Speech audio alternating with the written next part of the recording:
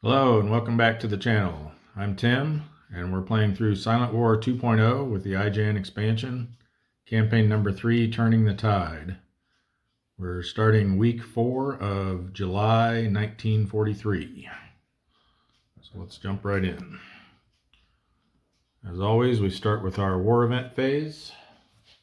So 3 or less on the black die, we'll have a war event. Got one. Number 2. See what that is.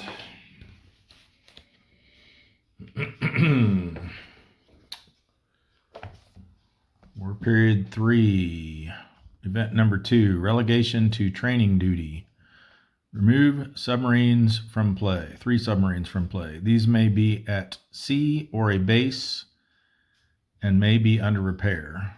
These boats are not counted as sunk. The first submarines to be removed must be Argonaut, Narwhal, and Nautilus if still in play. I'm pretty sure all those were already removed before we started the scenario. The player is not required to remove any submarines with an attack rating of 6 or higher. If the sub's lost marker is at 50 or higher, which it is not, it's only at 26, then only 2 submarines need to be removed. If no eligible submarines remain in play, treat as no events. All right, so we need to remove 3 submarines. So we're going to get rid of 3 of our S1s that only have 1 defense. Let me just confirm that all 3 of those that they mentioned have already been removed. As soon as I can find the campaign.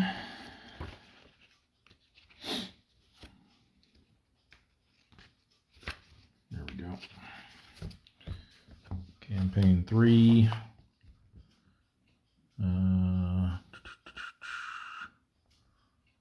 Narwhal and Nautilus were both already removed at the beginning of the scenario, and Argonaut, excuse me, was one of the ones that we lost. So those 3 have already been removed. Yeah, Argonaut, Narwhal, and Nautilus. All right, so let's pick 3. And I think we'll just go with these ones that are in repair up here at Dutch Harbor. Then that means we're going to need to replace them with 3 others. Let me just confirm. Yeah, that's one that only has 1 defense. That's actually a newer S1 with 2 defense, so why don't we keep him around. So we'll get rid of these 2 and this one, I guess, S41.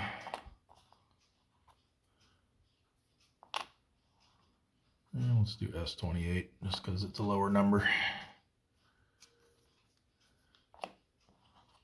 Leave S41 in the broom box. All right, so these are the 3 subs we're removing: S34, S23, and S28.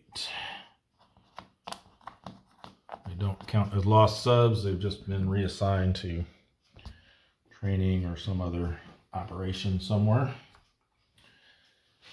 All right, so let me update my list of subs that we have operating in the Aleutians, and like I said, we'll have to assign 3 more to take their place.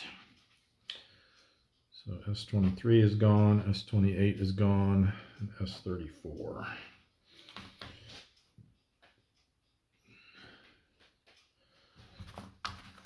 All right, so let's see some other not so great subs that are nearby that we can reassign up there.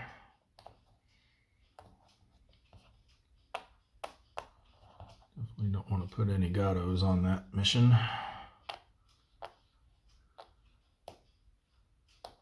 US2, rather not do that either. I think maybe we'll, I think we had some S boats. Some S1s even still operating somewhere.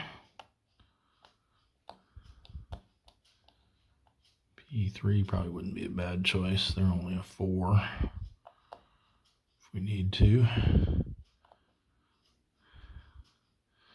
S3 is even better. There we go. So that's a possibility. The S46. Let's see what we have over here. Fremantle. Got a T, a P1. P1 wouldn't be a bad choice either. I'm pretty sure we still had, here's an S3. The S44. I don't know if we have any other S1s out still.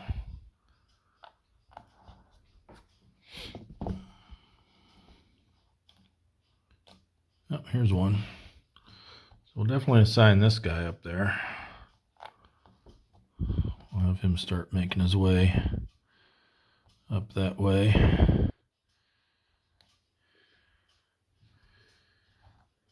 So that's one.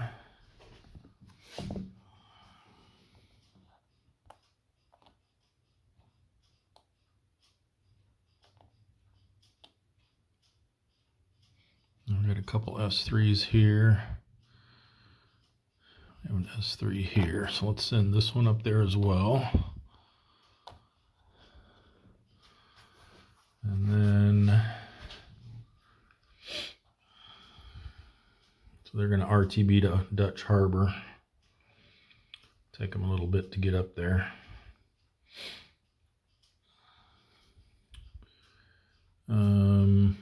I think the third one, we'll just do the S46, I think. Even though he's damaged, might take him a while to get out of repair up there. All right, so those will be our 3. So it's S42, S31,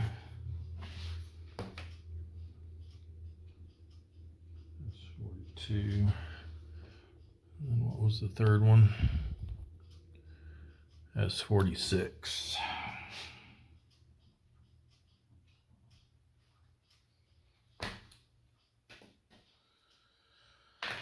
All right, so we'll have those 3 start making their way back to Dutch Harbor. They've been reassigned to the Aleutians campaign. All right, so that takes care of our war event. Next up is torpedo improvement phase. Again, we have to get to 450 ships sunk before we can attempt that again. So ultra phase. 5 this time.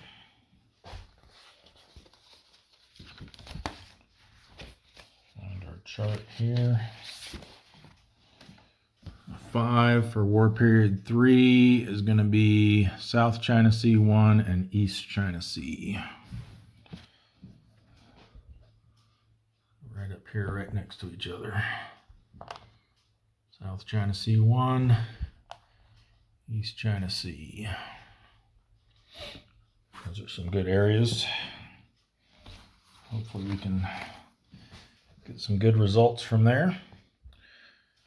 All right, for our weather, again, still July, one more week of July. So 1 or less for a tropical storm. Did not get it. So again, no weather this week to worry about. And that will take us to our RRR segment.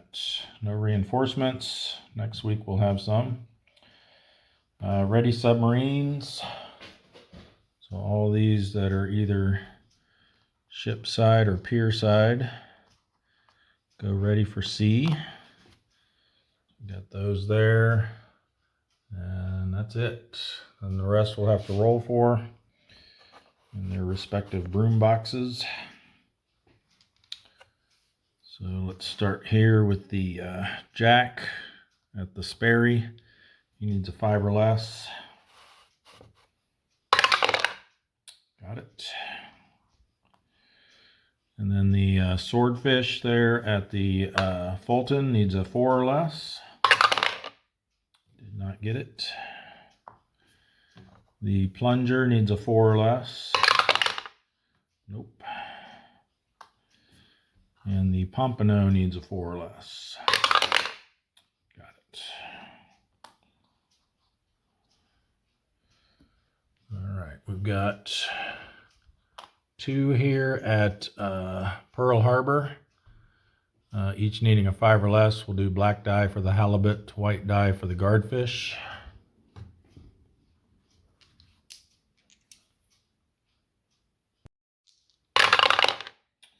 All right, they both made it. So they will go ready for sea. And leave Pearl Harbor completely empty. All right, we've got 3 here at Fremantle. So we'll roll for them individually. We've got the Pike needs a 4 or less. Made it. The Sea Raven, 4 or less. Did not make it. And the Gar needs a 5 or less. Did not make it. So Pike goes to the ready for sea. The other 2 go pier side. Then we've just got 1, the S41 up there at Dutch Harbor.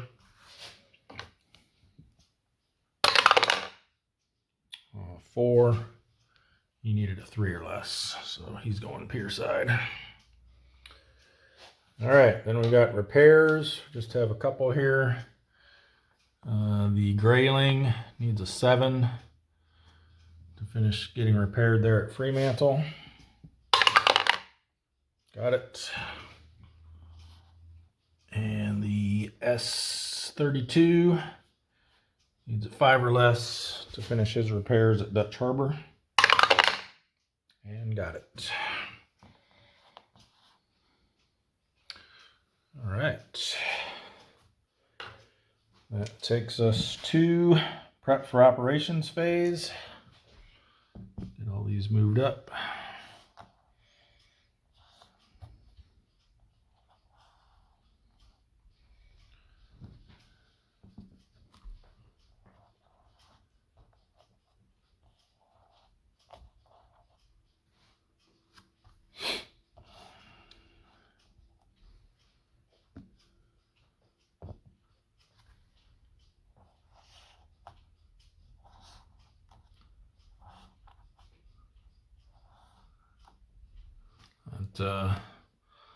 Last turn really ended up being a doozy. I knew it was long, but I didn't realize how long it was until I compiled the video together and saw it was almost 4.5 hours. So kudos to any of you that made it through that episode.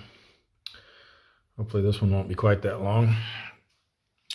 All right, that's that. So now we're ready for our operations segment. So let's start with these 3 that are making their way back to Dutch Harbor. I think we'll have the, what was this one again? S46 go through the Marshall Islands up to the Hawaiian Islands. There's no transit event possibilities along that route. We'll go down to the done box.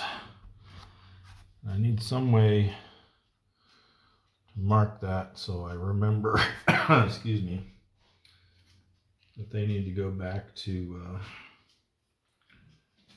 Dutch Harbor next turn.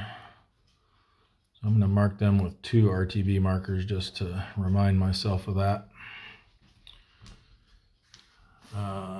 We also got the this one here, the S42, can take that same route. Again, no transit event checks needed. Give him a second RTB marker as a reminder. And what was the other one? Over here in the South Philippine Sea. He's going to go through the Marianas to the Marshall Islands. And he is leaving an area with more than 4, less than 9, I think. 1, 2, 3, 4.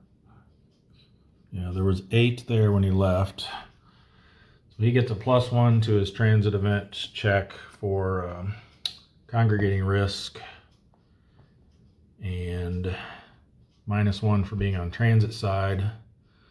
So the only thing that will potentially cause a problem is a 9.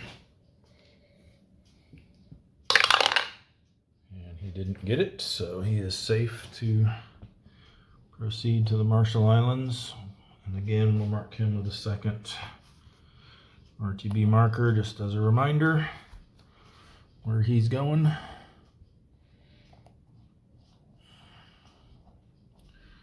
All right, so we got those taken care of. Now let's see who we can get back to port and or submarine tender. I think we'll get these ones back into Fremantle. So they'll come down through the Band of Sea into Fremantle. We need to see if any of these have radar so they can know whether the shallow water will have an impact or not. The Sargo does have radar. So, but there is still congregating risk coming out of there. So he's got a +1 for that. Don't have to worry about the shallow water. -1 for transit side. So again, just a 9 is what we want to avoid. Good. Then they'll need to do a damage roll. See how bad their damage is. A 3 is light damage. So they will go into repair box 1.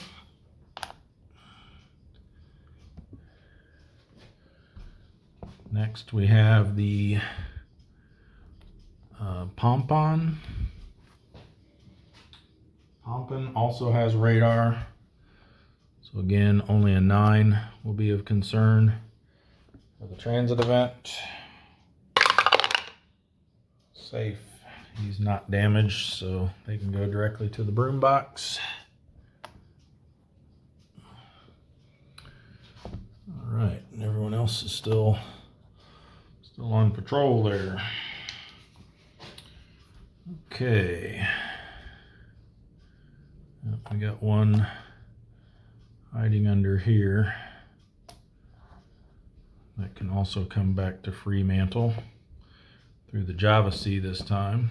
And the Java Sea has no red box, so we don't even have to worry about transit event for that one. But again, we'll need to roll for their damage.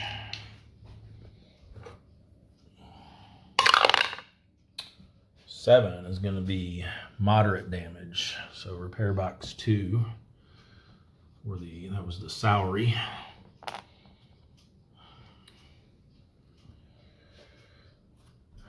All right, let's see what kind of capacity we got over here at our tenders. So Sperry is going to be completely empty once these leave, so we can get 7 into there.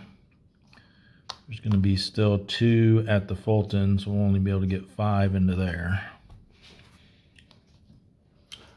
But between the two, I think we should be in pretty good shape.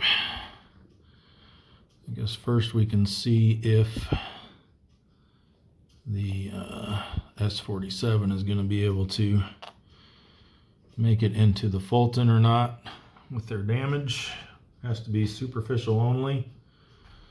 No transit event moving into the Marshall Islands, so we can just roll their damage. If it's anything but superficial, then they'll have to keep going. And it's light damage, so they will have to go to Pearl Harbor next week. All right. The pickerel and the porpoise and the sea wolf and the sailfish up there in East China Sea can all make it back into there. So we got room for 2 more before we have to move anybody out. So I think we'll pull let's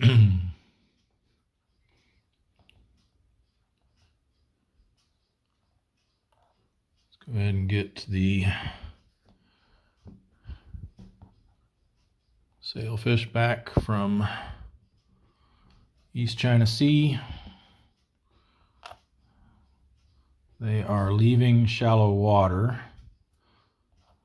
Let's see if they have radar. Sailfish does have radar, so don't need to worry about that. And there's only 1 red box that they moved through, and they're on transit side, so no need for a transit event check. I'll go to the broom box of the Fulton.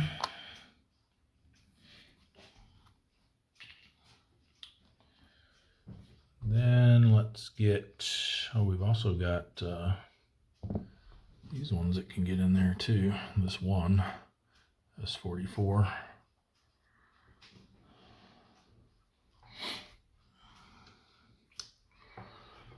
So, how many is that? 1, 2, 3.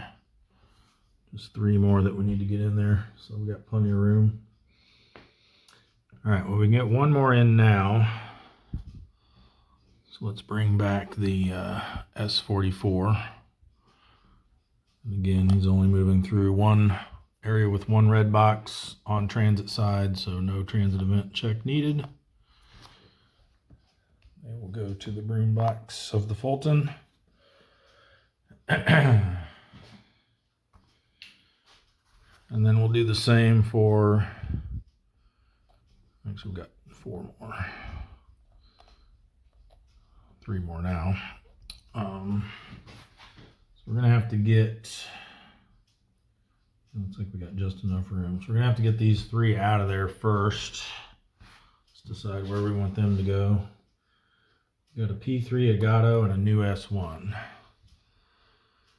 I think the Gato we probably want to send up to the East China Sea, but not until we finish patrolling there, I think. So he'll just be contributing to congregating risk otherwise. So I think for the time being, let's just send trying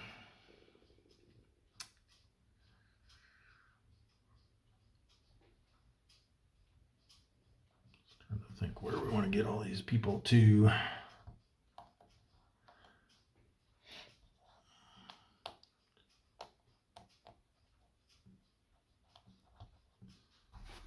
All right.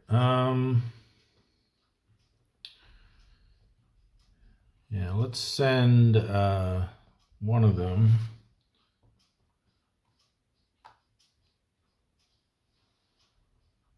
We'll send the Pompano back over this way to the North Philippine Sea. No transit event needed there because there's only 1 box in each of the op areas they move through, and they're on transit side. We'll flip him to patrol there next turn. That'll open up a space for, let's go ahead and get these guys in since they're spotted. The Sea Wolf will come in.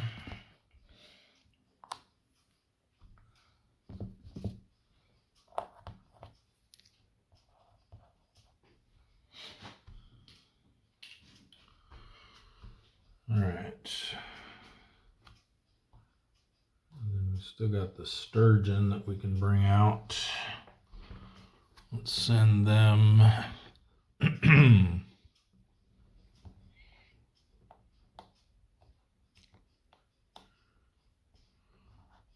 4 in the Empire Pacific already. Got 4 coming out of the Sperry.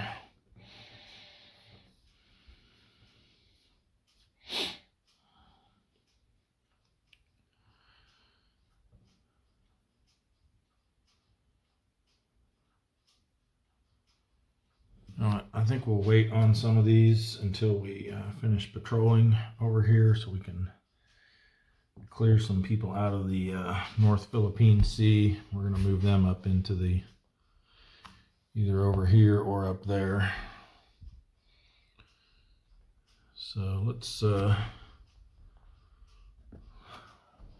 go ahead and get well, we know this one wasn't able to get into the Sperry last time, so they have to go back to Pearl Harbor, so we can go ahead and do that. That's the runner.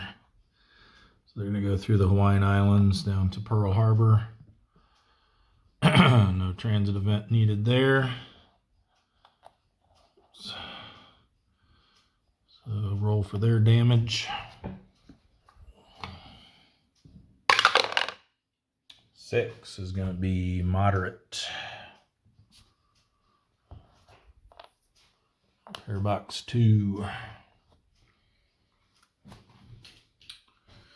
Alright, and then we can send this one back to Dutch Harbor up here as well. Get that taken care of. So through the Aleutian Islands, no red box. But they do have to roll even though they're undamaged. Coming into Dutch Harbor, undamaged subs have to roll. And anything other than superficial puts them in repair box 1. I got an 8, so repair box 1 for them.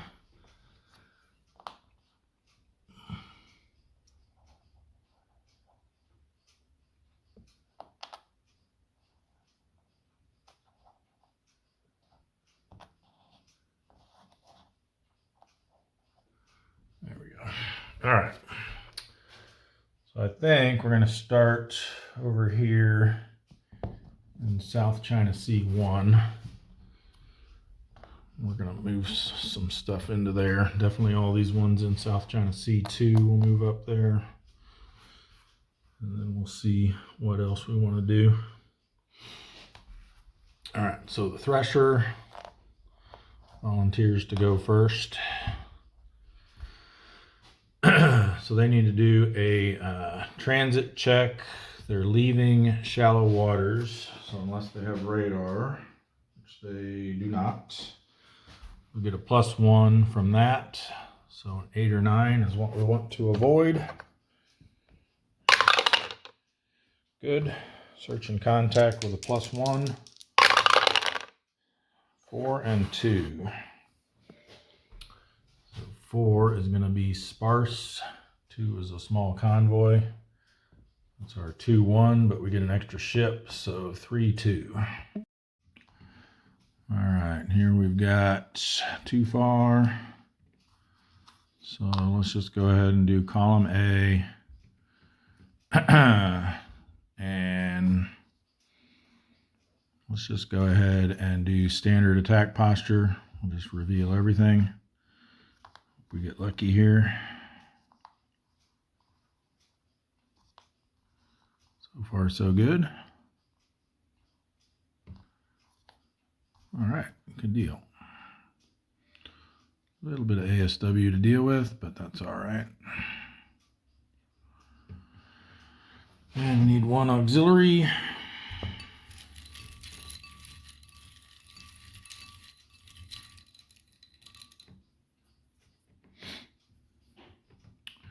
The Taiyo Maru.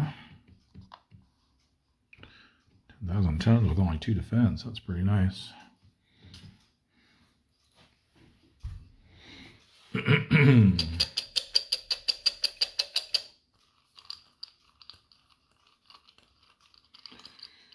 right, let's make something happen here.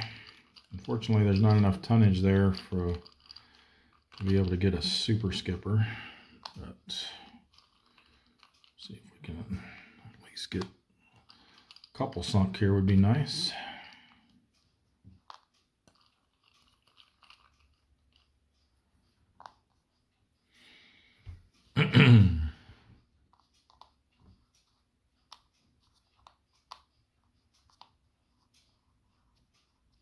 There's one good TDC. How about this one? Not great, but not terrible. All right, let's see. If we go after just the merchant here, we'd be looking at, he's basically a 0 because he's got 2 defense. He gets 1 from the ASW, the half rounded up. Makes it 3 minus 3. So we would get our full 6 on him. So we would hit on that on a 6 or less. If we went after the gunboat, we're looking at 6 minus 1 is 5. We lose 1 for the ASW. We lose 1 for going over a column. Then we add 1 back in. So we hit that on a 4 or less.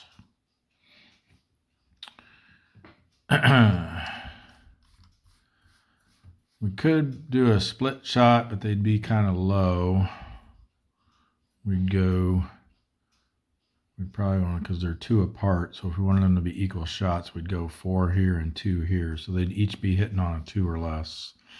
Don't really like that. So I think we'll just try to get that gunboat out of the mix so we don't have to worry about his ASW anymore. So we need a 4 or less to hit the gunboat. Nope. All right, for the reattack round, well, first we got a counterattack, right? Because he's got half ASW. So 1 plus 1 red box is 2. 3 for the war period makes 5. We've got 3 defense, but we are in, no, we're not in shallow waters. That's the South China Sea 2. So subtract our 3, puts them on the 1 to 2 row. And no modifiers, because we were standard. Ooh, a 9. Yuck. That puts us damaged. Man, a little gunboat got a lucky shot on us.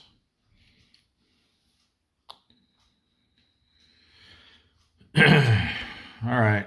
Well, I was thinking about going aggressive for the reattack, but now I'm a little concerned with that damage on us. So I think maybe we'll just stay, maybe even go cautious. Yeah, let's go cautious for the reattack round. We don't want to get a second damage, because that will more often than not sink us.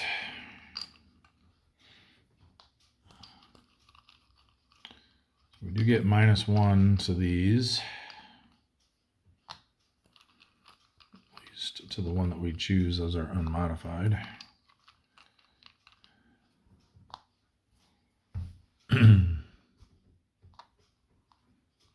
Looks like it's not in the cards to get that oiler. Wow. Okay then, looks like the gunboat's going to be our best shot again. Well, not again, but this time. All right, so that's a -1. So we're at over there. We're at 6, -1 for the defense, -1 for the ASW, -1 for going over a column. Add 1 back in, 4 or less again.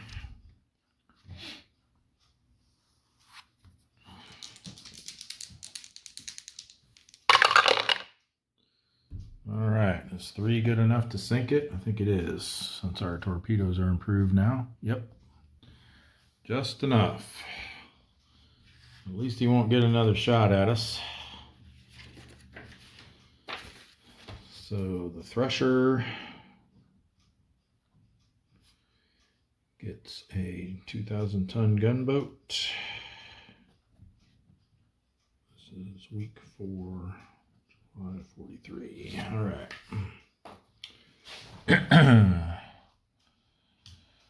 One more ship and 2,000 tons. Bloop, bloop.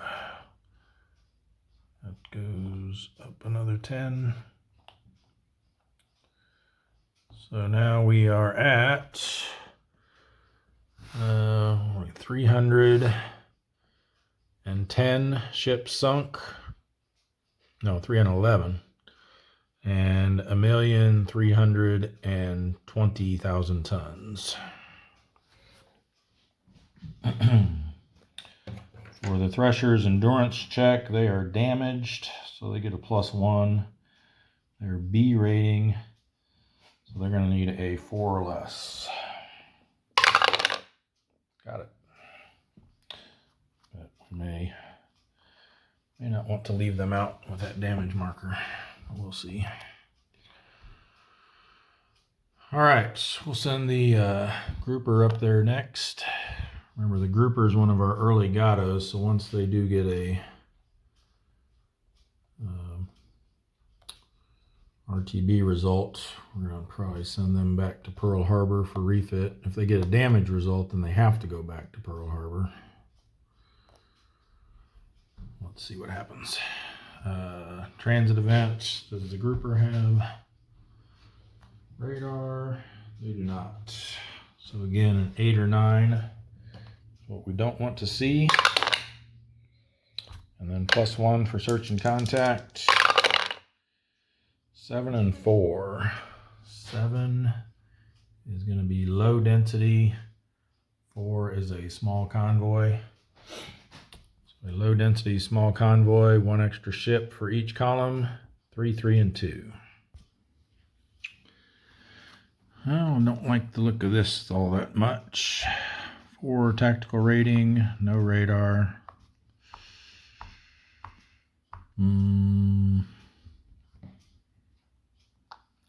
I guess we'll try column A here. And we'll go, let's go cautious. All right, now we got to do one more. Let's try this middle one.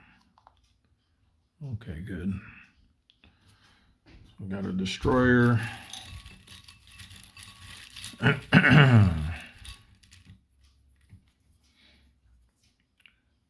Which is the Kasumi.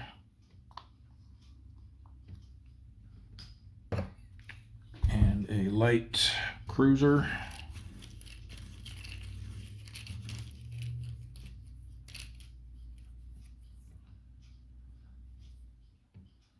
The Notori.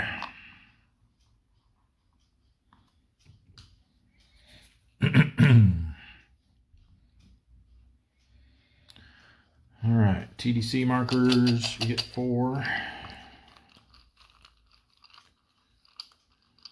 I'll put one on that destroyer just in case we have the opportunity to try to take him out. Since it's the first round, we get to ignore his ASW if we target him.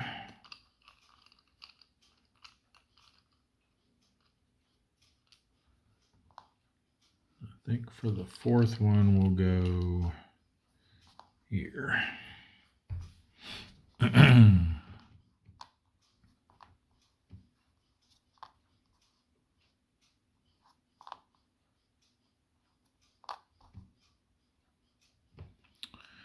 All right.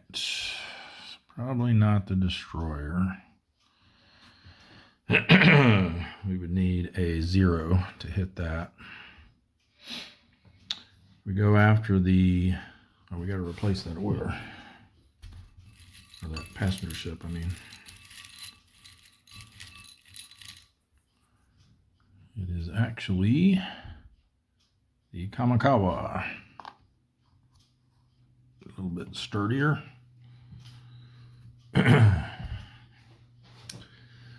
So that would be 6 minus 3 is 3, minus 2 for the ASW, and then add 1 back for the TDC. So we would hit on a 2 or less there. The cruiser, if we went after that, would be 6 minus 4 is 2. Minus 2 for the ASW makes 0, -1 for going over a column, +1 for the TDC. So that would also be a 0 to hit. So either of these would be 0 to hit. So I think we go after the auxiliary. Need a 2 or less. Nope. Needed them reversed.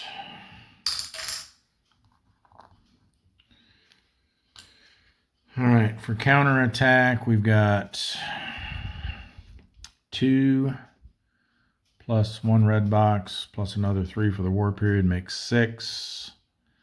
Minus our 4 defense is 1 to 2 row. We are cautious, so a -1 die roll modifier. 5 on the 1 to 2 should be safe. Yes. Well, I don't really like the prospect of flipping anything else over, so I think we're just going to withdraw at this point. That could get really ugly. Even if we only flip 3, it's going to have to be these 3. Now, if we moved over, it could be these 2 and that one, but still don't like it. So we'll withdraw. A rating, we need a 6 or less. Got it.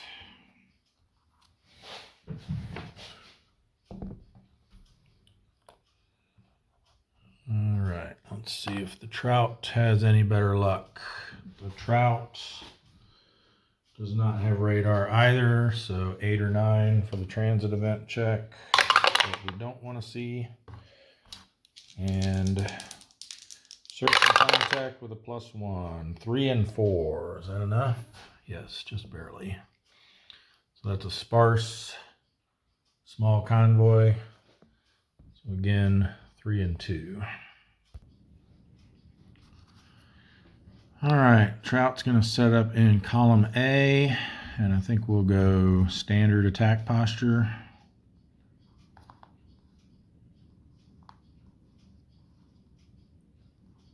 Again, no radar, so we can't unflip that.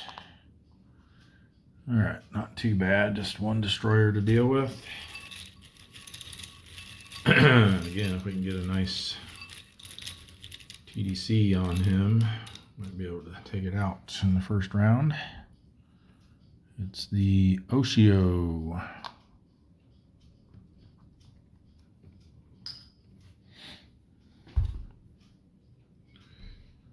All right.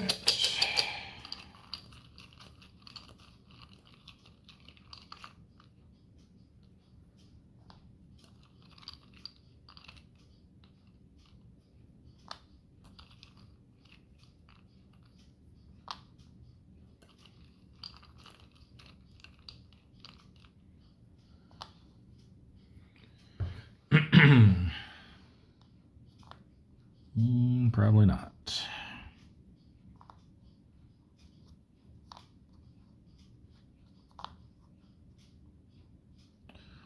Looks like the merchant in column B is our prime target. We've got 6 minus 1 is 5, minus 2 for the ASW, minus 1 for shifting over a column. Add 2 back gives us a 2-hit number of 4. So we've got a 50-50 chance to hit that. Let's see if we can. Yes, and 3, as we saw before, is just enough to sink a 1 to 4,000 ton ship. So the Trout gets a 3,000 ton merchant. And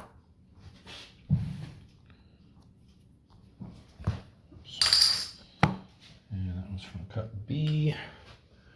So we get another ship and 3,000 tons.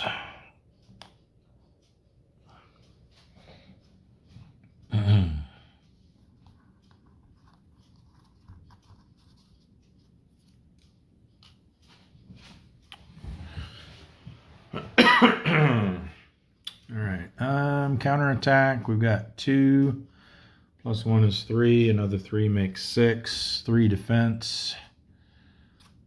So they're on the 3 to 4 row with no modifiers. Ooh, that's bad. Bad. damaged. Well, I was going to stick around and risk revealing another escort, but now that we're damaged, it's probably not the wisest thing to do. So, oh, and I forgot again to replace this. And it wouldn't have made a difference on what we targeted because he didn't have a good TDC on him, but it's actually the Myōkō Maru, one of those army ships, which I did finally get around to making a player aid for this, so we don't have to keep looking in the rule book. We are in the South China Sea 1, so yes, we are allowed to find them here. But like I said, I think we're just gonna withdraw after taking that damage result. So B rating, damaged, we need a 4 or less. Got it again. We got a couple of damaged ships that we'll need to decide whether we want to risk patrolling again next turn. Finback, here's our other early Gato that's still out. Actually did, yeah, that one didn't get damaged or RTB, so let's see what happens with the Finback here. The Finback does not have radar, so 8 or 9 is what we want to avoid for the transit event check, and search and contact with a +1. 6 and 0, or 7 and 0, sorry. 7 is going to be low density, 0 is small convoy, so that's going to be our 332 again. All right, I think we're going to have the Finback set up here in column B, and we are going to go cautious. So we'll just flip these 3 over.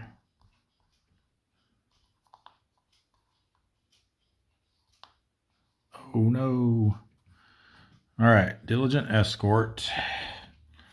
Let's see what their ASW value actually is. We went cautious, so we have the chance to make them be a not diligent escort.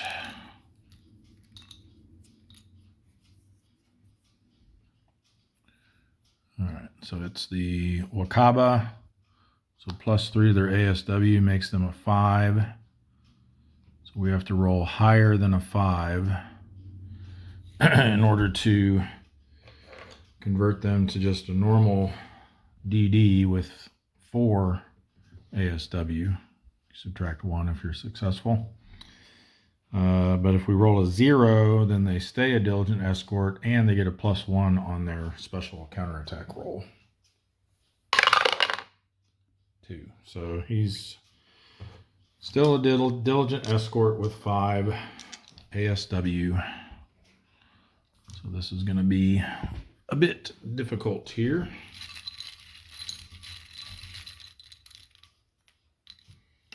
Our auxiliary is the Kyokuto Maru.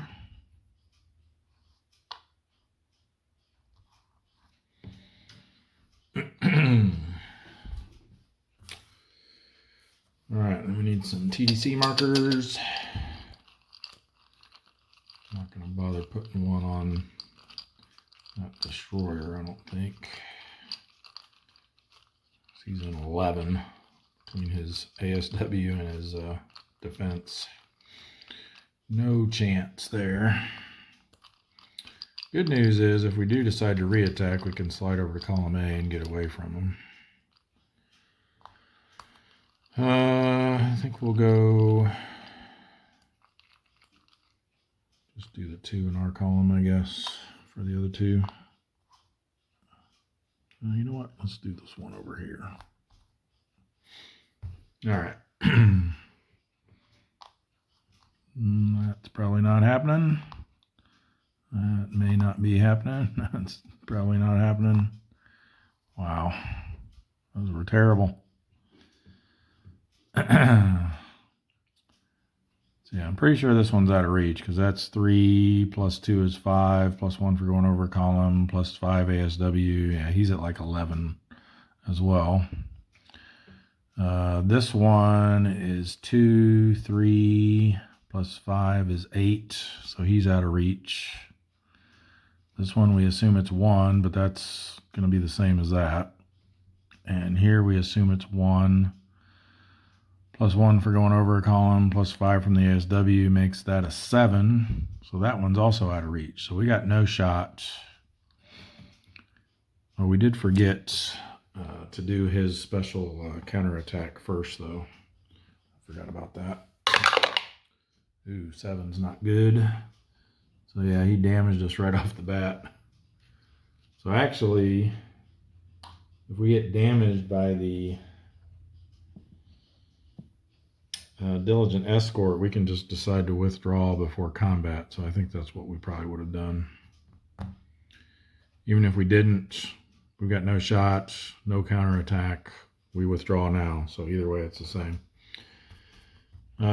So for endurance check, A rating, but damaged, need a 5 or less. And again, we make it. Oh, but hold on. Wee woo. Special rule for early gatos that get damaged.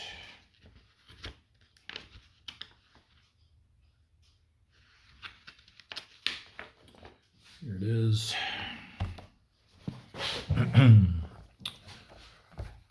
An early gato that is damaged, as happened to the haddock, follows the rules outlined in the repair phase.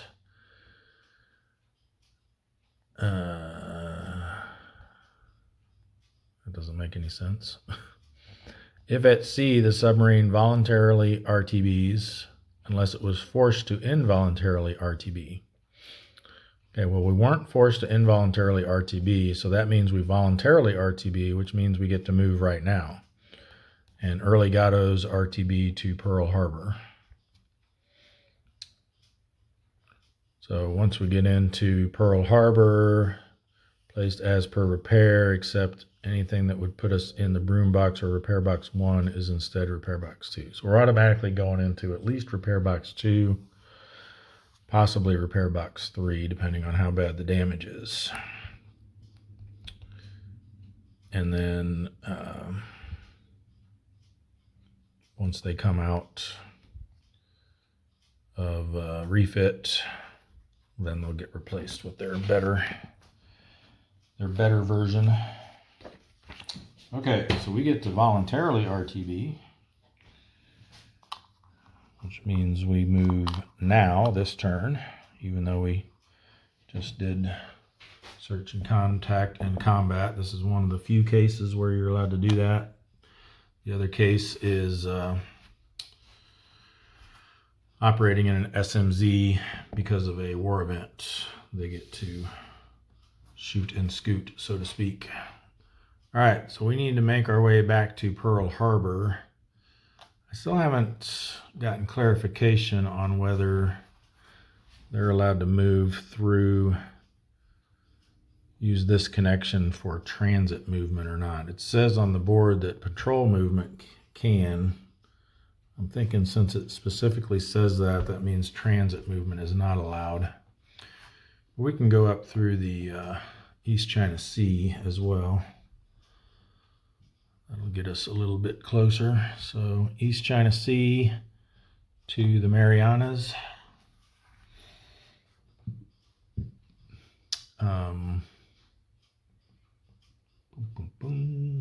We've got not leaving any shallow waters. Or wait, the East China Sea is shallow though. So we get a +1 from that, -1 for being on transit side. Damage doesn't affect transit event checks at all. So, and we can use this as our, get it in frame here. We can use this as our governing op area because they're both the same, one red box.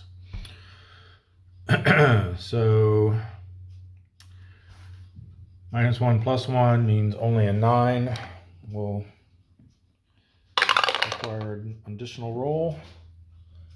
Did not get a 9, so they are good. Put them in the done area.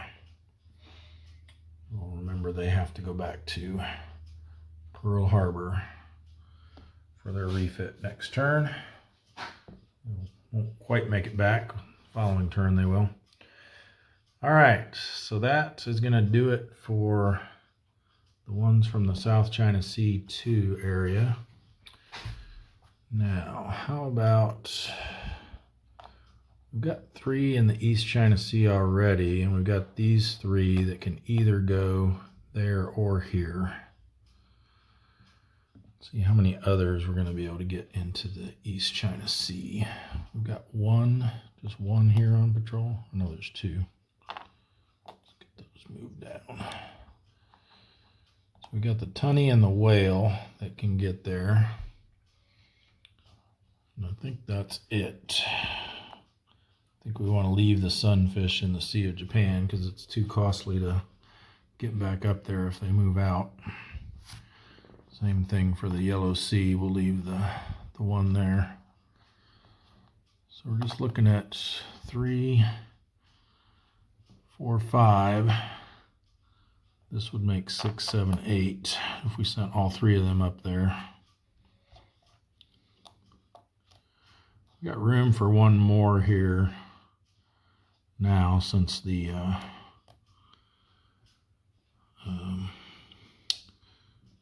who was that? The grouper got to leave, or no, the finback. Since the finback got to leave immediately, so I think we'll send one more over here. We'll probably want the better ones to go up to the East China Sea, so we'll send the permit over here. And he's going to have transit event check. Does the permit have radar? They might. Yes, they do.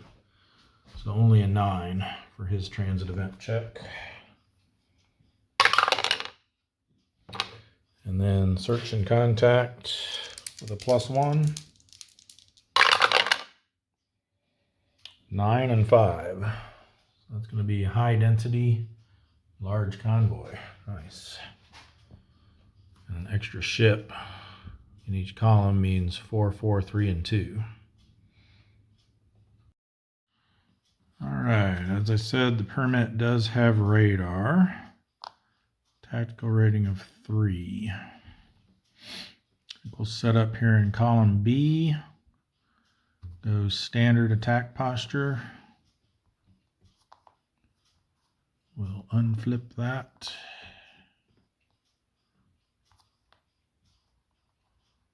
Hospital ship.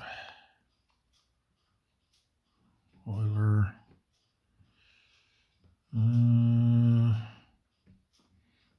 Afraid that might be a diligent escort. Let's try over here. There we go. Okay, so we just need an auxiliary.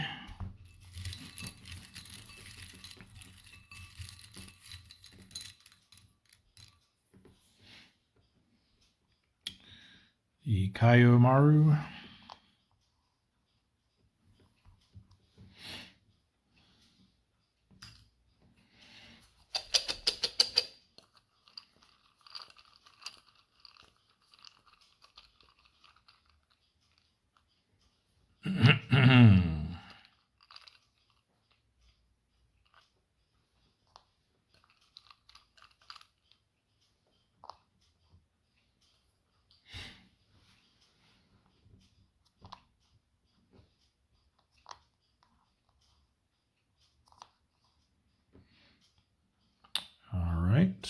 Looks like our merchant over here is our boy.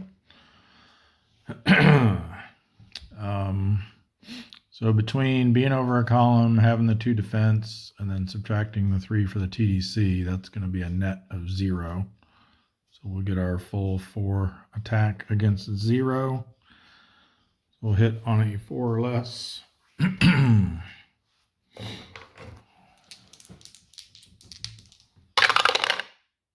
Nope.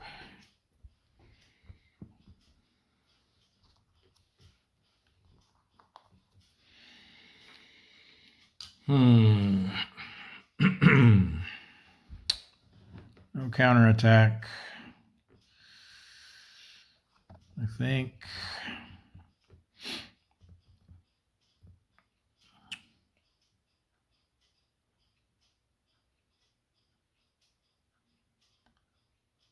I think we stay where we are.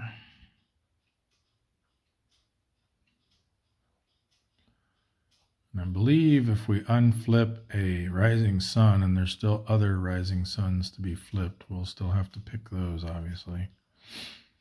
So I guess we'll start here. We'll stay standard. You know what? Let's go cautious. That way I only have to flip 2.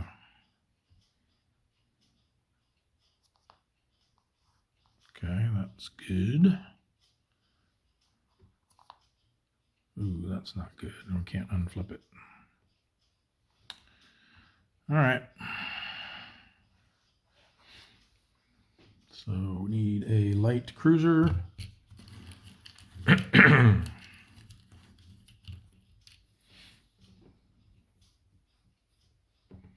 It's the OE.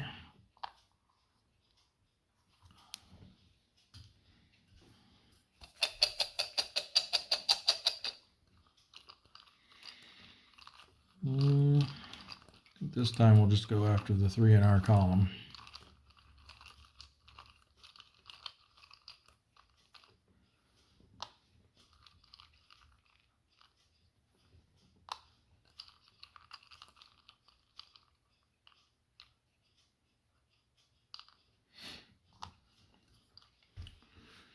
All right, give us something good here. All right, that's a -3 with the reattack bonus. Yep, looks like we'll see if we can get this hospital ship out of the mix.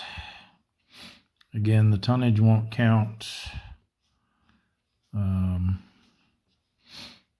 We will get to count it as a sunk ship, but then we'll be forced to involuntarily RTB as a penalty. And if we had a super skipper, they would be relieved of command. Excuse me. So we're looking at, that's a -3, so that nets out to 0. He gets 1 from the ASW from the aircraft. So we're at 4 - 1. We need a 3 or less to hit it. Nope.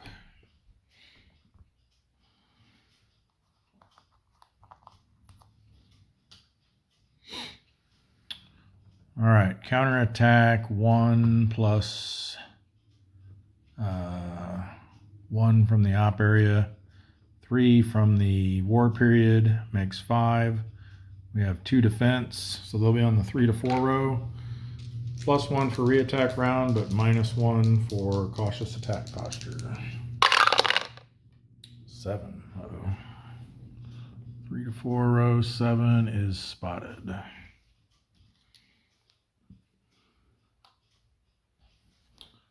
And C rating for endurance, we'll need a 4 or less. Nope.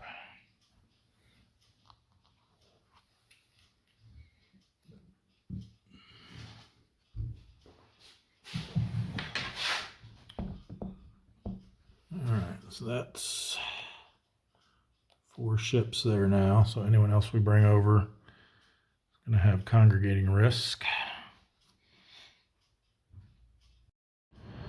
All right, I think we're going to move on up to East China Sea next.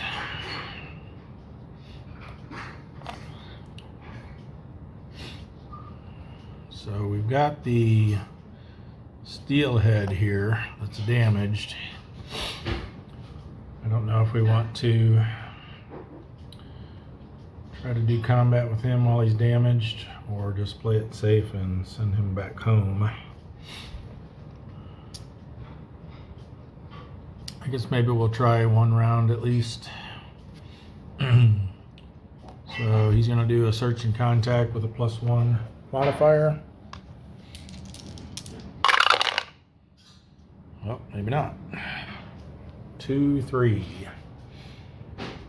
That's gonna be nothing.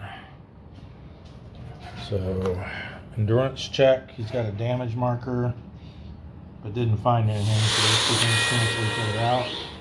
A rating needs a 6 or less. Got it. So I can try again next week. The Sawfish, +1 to search and contact. 3-0.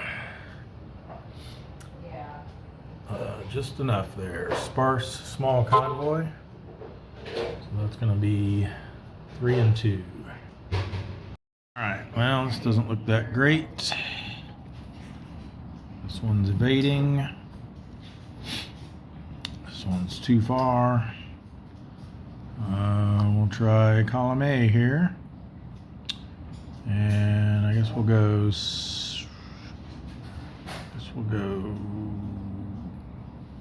standard until we see what we got here to work with.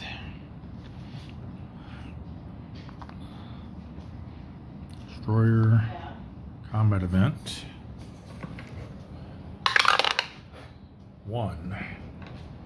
It's going to be surface gunnery, but with that destroyer there, we're not going to be able to do it.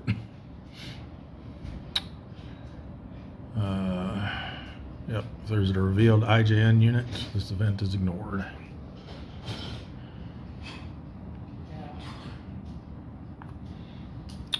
And another destroyer.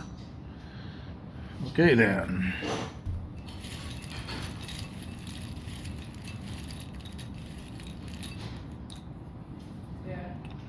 First one is the Minekaze. Second one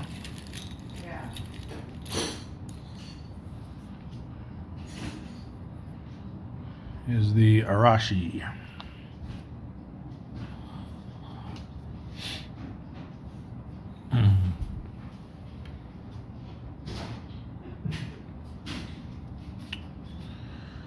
All right, a couple of TDC markers. See if we can get one of these down at least.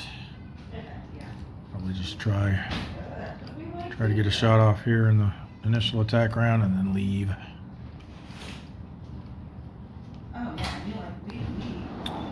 Okay, nope, and nope.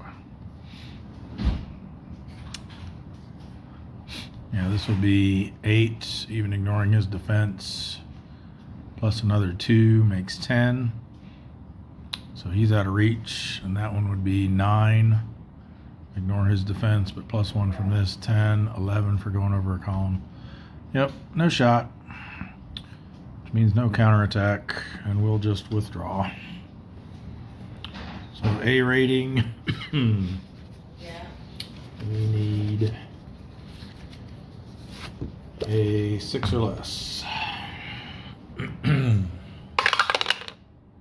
it. Why can't I roll like that when I'm attacking? Okay, who's next? The Flying Fish. Search and contact with a +1. 8 and 8. Be moderate density task force. So 3, 3, 4, 5. Nice. All right, Flying Fish does not have radar. This one is evading us. I think we're just gonna start right off here in column D. See what we can find over here. We'll go standard attack posture. Let's do this bottom one. Cruiser. Let's do this one. Destroyer. Let's do the top one. Another cruiser. And let's do this one. Another destroyer. Not quite what I was hoping for.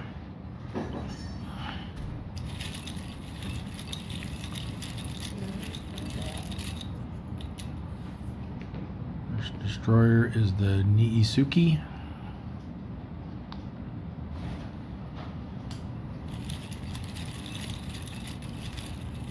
Second one, the Shimakaze.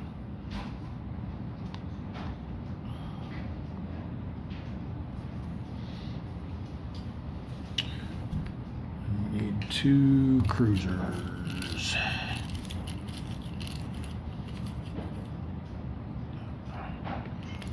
Get that to focus a little better up there. There we go.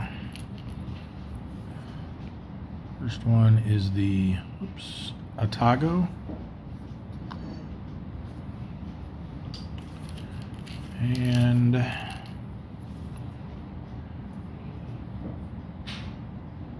Kumano.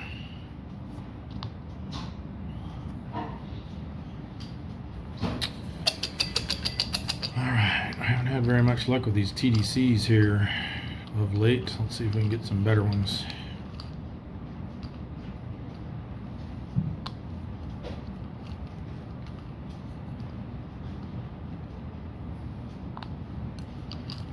Get that destroyer with 2 ASW down, that would help a lot.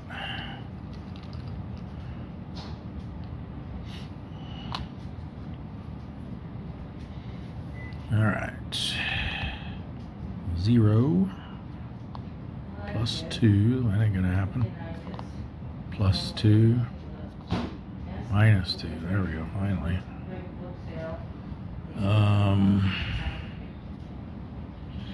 Still gonna be tough. So he's got 5, 6, 7, 8. Minus 2 is 6. We're at 7. So we need a 1 or less. The way we've been rolling lately. There we go. 1, 5. Is 5 enough to sink a 15,000 tonner? Let's see. It's on the 10 to 17. It is. Nice. So the flying fish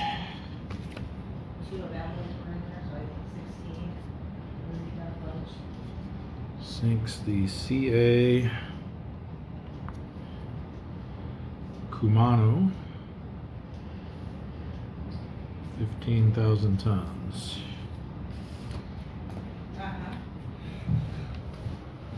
Goes over to the pile of shame.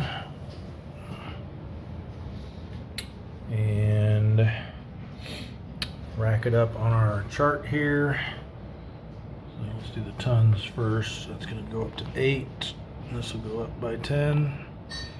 And 1 more ship. So that puts us at 313 ships sunk for 1,338,000 tons.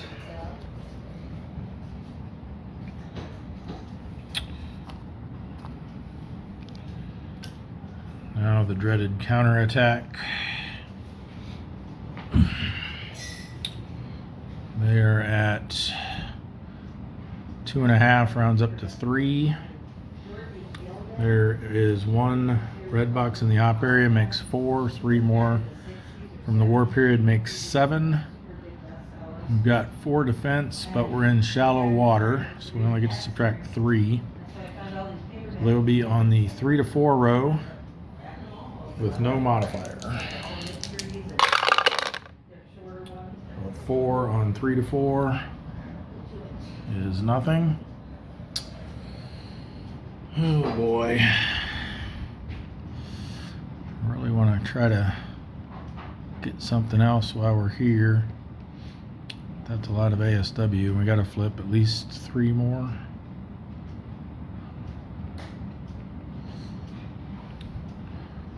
Yeah, let's try it. Let's switch back to cautious, or switch down to cautious. So we only got to flip 3. I think we'll do this one. Battleship. Let's see if that's something we're allowed to. Well, we're in the East China Sea, so we should be good there. Let's try this one. Ooh, not good. And this one. Okay. Well, this could be really rough on us here.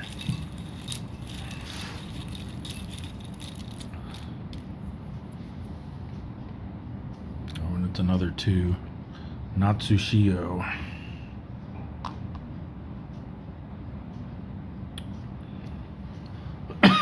Let's go C. We need a battleship.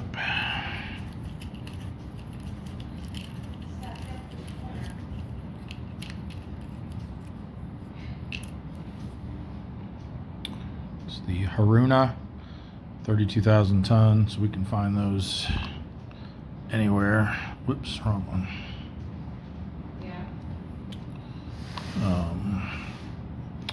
So we're good on that. And then we need another cruiser.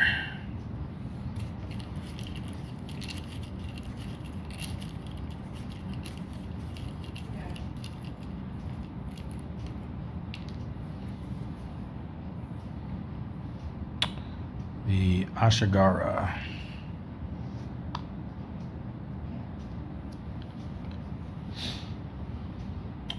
Cup C.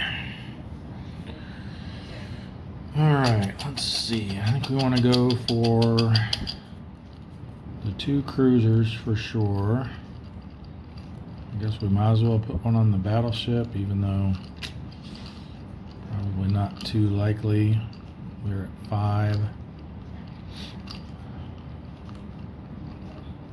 No, there's no way we could get the battleship.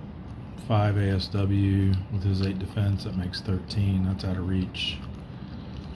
So I guess we go for the 2 cruisers and destroyer and a destroyer. I mean, I guess we could target one of the face downs. Why don't we do that?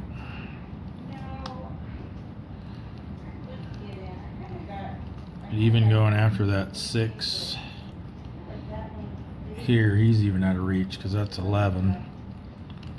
We're only at 7, so even with a -3 TDC, that wouldn't happen.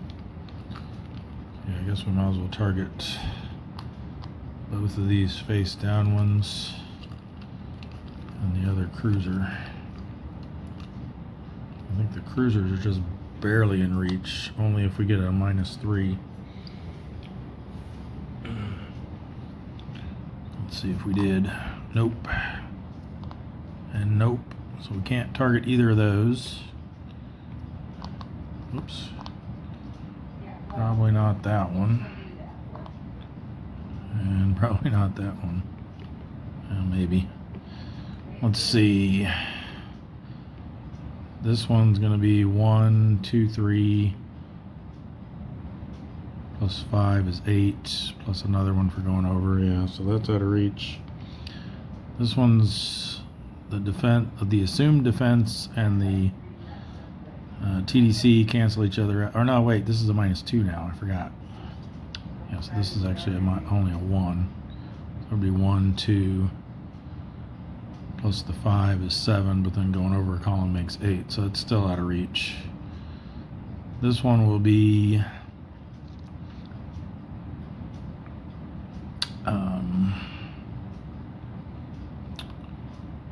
1 -2 is -1. Then going over a column makes it back to 0. And then the 5 ASW. So we could hit this on a 2, theoretically. So let's target that and see what it actually is. Nope, it's an airplane.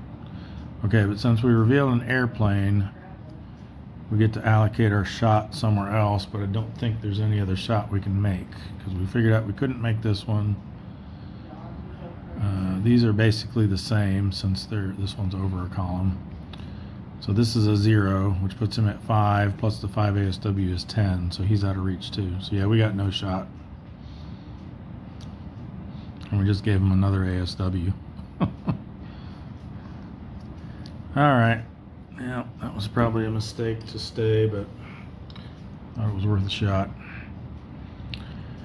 So they've now got 6 ASW. +1 is 7, +3 is 10, -3 for our defense because we're in shallow waters. Puts them on the 7 column. +1 for the reattack round, but -1 because we're cautious. You have to roll really low, like that. A 2 is just a spotted result. Alright, well that was lucky. A rating needs a 6 or less. Nope.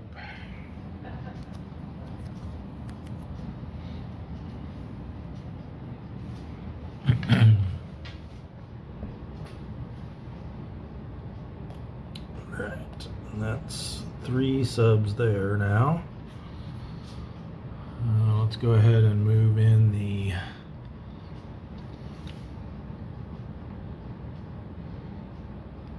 these Gatos in there. Let's move the Tunny in. Tunny does have radar, so don't need to worry about the shallow. We only need to worry about a 9 for his transit event check. And search and contact with a +1 still, because we're not at congregation yet. 7 and 2. It's going to be moderate density, small convoy. So that's going to be 4, 3, and 2 with the extra ships. Alright, we'll have the Tunny set up in column A. They do have radar.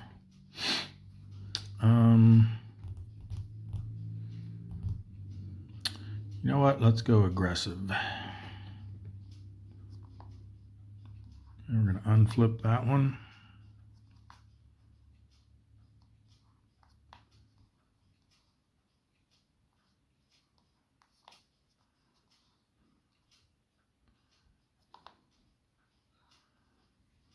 And let's do this one for our 5th. Oh, chose wrong. All right. So we need a destroyer and an auxiliary.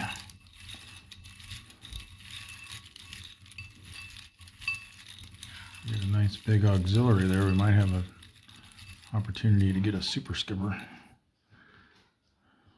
Okay, the Asageo.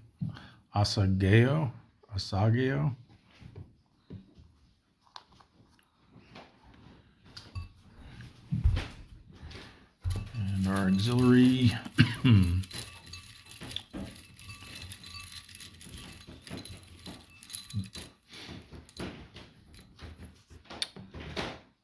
Oh, it's that HSK-9 Michael, which I believe, according to the special rules, oh, I forgot to put him on here. Oh no, there he is. Can only be encountered under the loner rule. So it's returned and another AX ship is drawn in its place.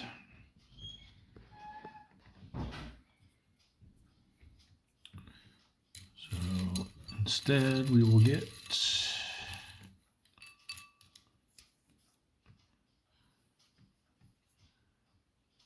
the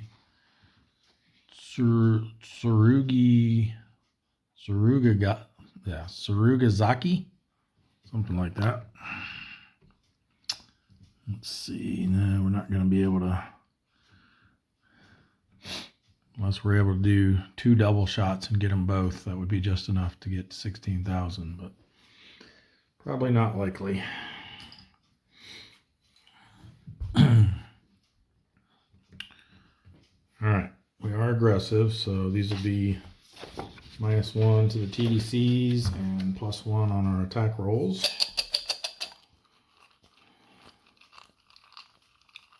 On our 2 hit rolls, I mean.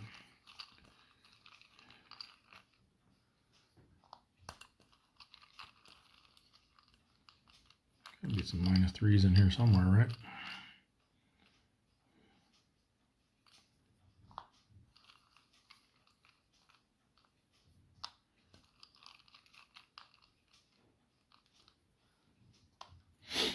Okay. Well, there's +3s. Found that. Okay, -2. That's pretty good. And a -1. Well, let's see what we got here. We've got one ASW to deal with, so effectively we can just count our attack as if it's 6. Factor that ASW out right from the get-go. So then 6 minus 1 is 5, then add 3 back. So this one would hit on an 8 or less. And 6 minus 1 is 5, minus another for going over a column is 4.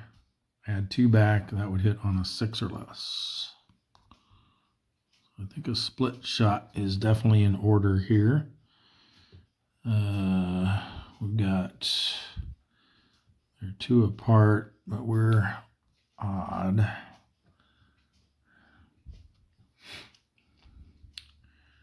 We could do, yeah, we could do 4 and 3. Otherwise, we'd be doing like 5 and 2. That would be 3 apart. Yeah, I think we just do the 4 and 3. We send the 4 over here. So if we send 4 there, that's 4 minus 1 for the ship defense. Well, it's 3 less than what we were going to send. So this would hit on a 3 or less then. Well, the 2 hit number would be a 3. And then if we send only 3 here, that's 4 less. So that would make this 2 hit be a 4. Then we've got our -1 DRM. So we'll actually hit this one on a 5 and this one on a 4.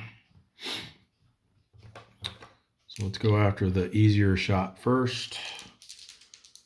5 or less.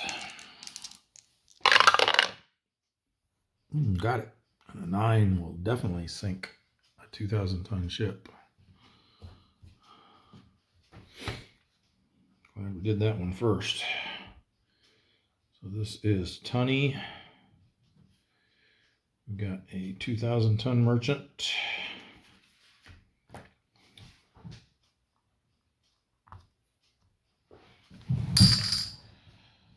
Cup A. So one more ship. 2,000 more tons. It's up to there.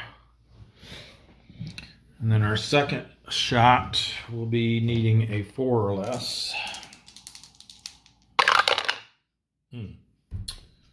Switch them around. All right. For our counter attack, they've got 1 plus 1 red box plus 3 from the op area is 5. We can only subtract 3 for our defense because of the shallow waters. So 1 to 2 row and a +1 because we're aggressive. 2 is going to be nothing.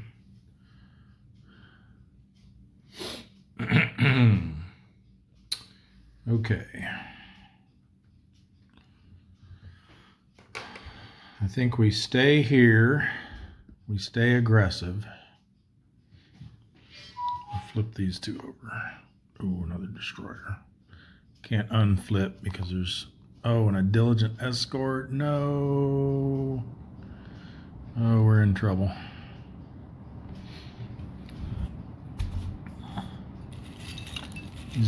We're aggressive, but he's in a different column, so he only gets a +1 to his diligent escort roll.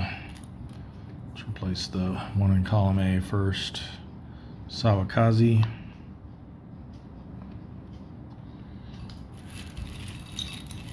And the other one is, oh no, the Amatsukaze. He's a 6. Yeah, this is going to be nigh into impossible here, I think. Maybe not. We'll see. But first, they get to roll on the Diligent Escort counterattack with a +1.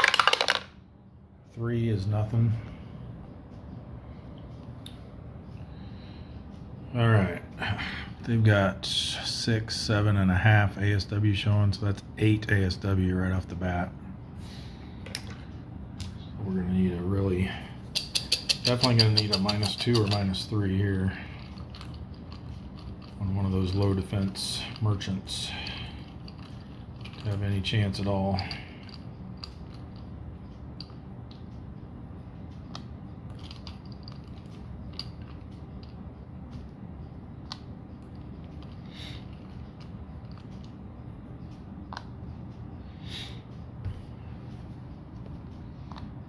Nope.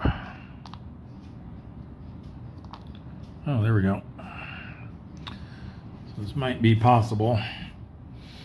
That's a -4 because we're aggressive. So 7 - 1 is 6. Minus, what did I say? 6, 7.5. So 8 -8 for the ASW puts us at -2. -3 because we have to go over a column. Then we add 4 back in. So that makes our 2-hit number a 1. And with our DRM, we can hit it on a 2 or less.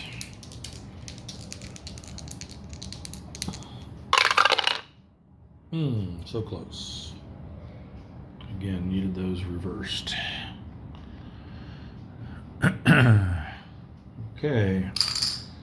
Now this counterattack is going to be. Where was our?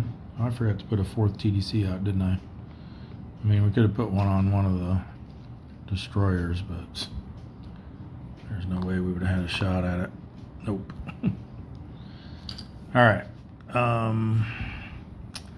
So they're at 6, 7.5. Rounded up is 8. +1 is 9. +3 is 12. We subtract 3 because we're in shallow waters. Puts them at 9. So they're going to be on the 8+ row with a +1 for reattack round and a +1 for aggressive posture. So 8+ with a +2.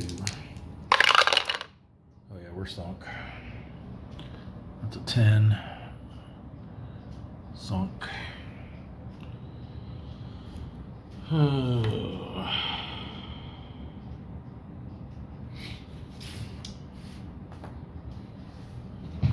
Tunny goes over to our sunk pile.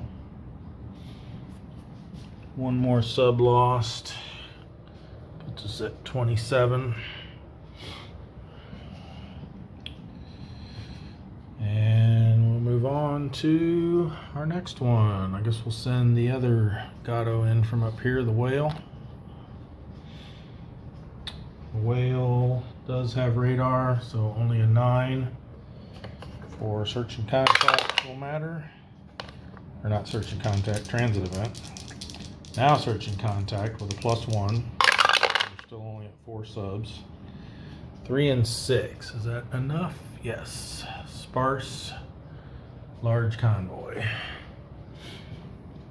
So 2, 3, 2, 2 with the bonus. All right, we've got a too far for that one. Too fast for that one. All right, we're going to set up here in column B. As I said, the whale does have radar. So let's go standard attack posture. Excuse me. Start with these two. Oh, combat event.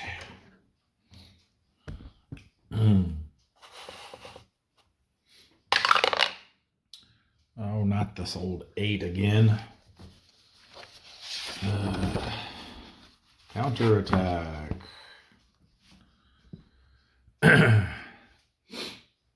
So We don't get to attack, they get to counterattack. Hopefully there won't be anything. Let's see, that was in B. Excuse me, that's 2 so far. Let's do these 2. Okay, that's a destroyer. We're going to unflip it with our radar.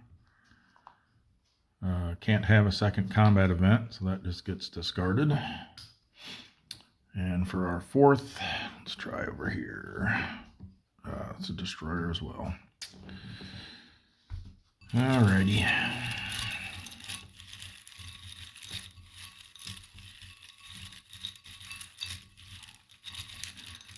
It is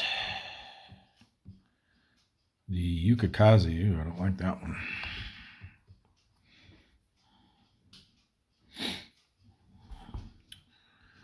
All right. We, excuse me, do not get to attack, so we'll go straight to the counterattack phase. Excuse me. They've got 3. We are in the East China Sea, so there's 1 red box there. That's 4 plus another 3 for the war period. We're in shallow waters, so we only get to subtract 3 for our defense. So they will be on the 3 to 4 row with no modifiers. 8, don't like that. 8 is going to be damaged. Man.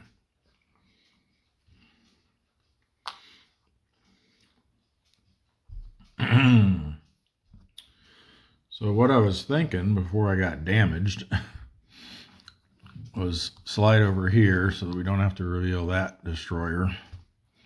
And then hope these 2 are something benign.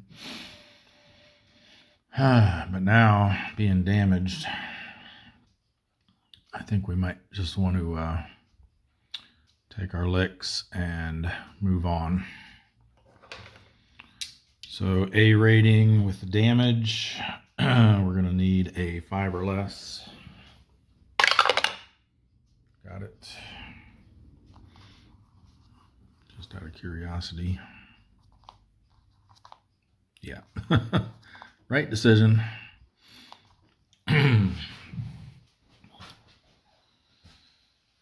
Okay. I believe that was our 4th one.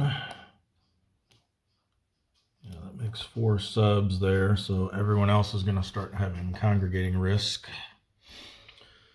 So I think next we bring in, we got over here, snapper, none there.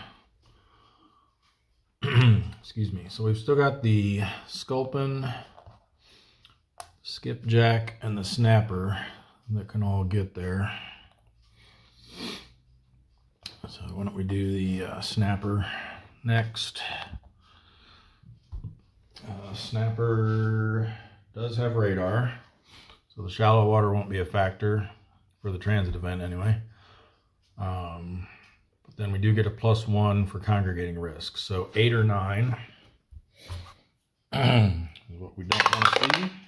And we got an 8. So these will not be modified by the shallow water because, again, he has radar. Ooh, 8-4. Not good. We are spotted. Almost had to RTB there. So spotted marker for the snapper. And we'll go to search and contact. Excuse me.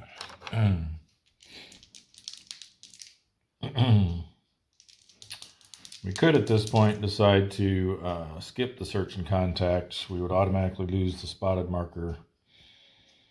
And then just, I think we'd get a plus or a -2 on our endurance check. But, yeah, we'll see what we can find here. If it wasn't an ultra area, I think we might have considered doing that. But All right, so we've got, we don't get the +1 now because the congregating risk nullifies the +1 from the ultra area bonus. So it's just going to be an 8-0, excuse me, which is moderate small convoy. We do still get the extra ship, so 4-3-2. All right, we got one no solution here, zigged away. I think we'll go for column B again. Hope for some better luck this time. Again, we do have radar, so let's go standard attack posture again. Try these two here. Okay, we'll unflip that one. Oh, come on. So much for having better luck. We're standard, so we don't get to try to switch it to be non-diligent. Oh, good. At least it's only a 1. The Asahi.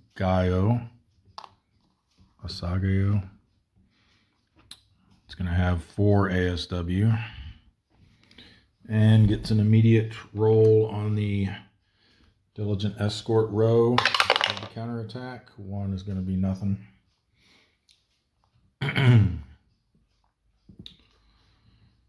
All right. We still got to flip 3 more. We've already used our radar. Let's try this one. Combat event again. Here we go.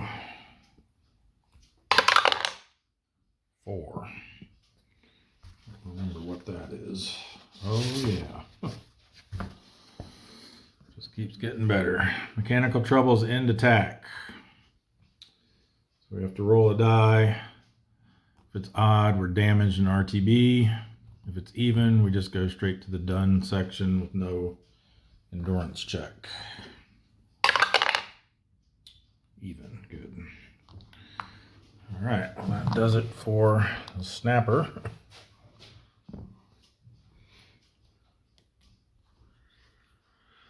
Oh, I forgot too, though, that they were spotted, so they should have actually had a +1 on that diligent escort roll, but a 2 is still nothing. All right, let's try the Sculpin. So again, with the congregating risk, an 8 or a 9 is what we want to avoid for a transit event, and then straight roll for search and contact. 6 and 1. It's going to be low density small convoy. An extra ship for each column is 3, 3, and 2. I forgot to check whether the Sculpin had radar or not, because if they didn't, that would have actually been another +1 to their transit event check, but they do have radar, so we were good. Boy, pulling a lot of these no solution markers here lately. Evading. Too far. And evading. All right. Boy. Thinking we set up in B here again. This time we're going to go cautious. And we do get an unflip. So let's start over here. Unflip. Hospital ship. Destroyer. And let's try this one, I guess. Okay, good. Cruiser. Light cruiser. Get the cruiser first.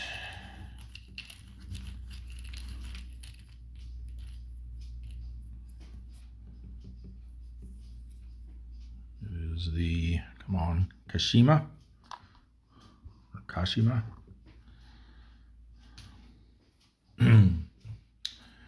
And our destroyer, be a nice little 1,000 ton, please. Oh, good. The Unagi.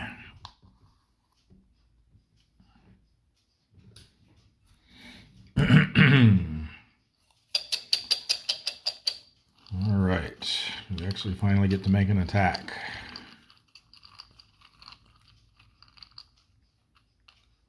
We'll go here, here, here, and here. +2, -2. Okay, maybe we can get that hospital ship out of here. And -1 over there.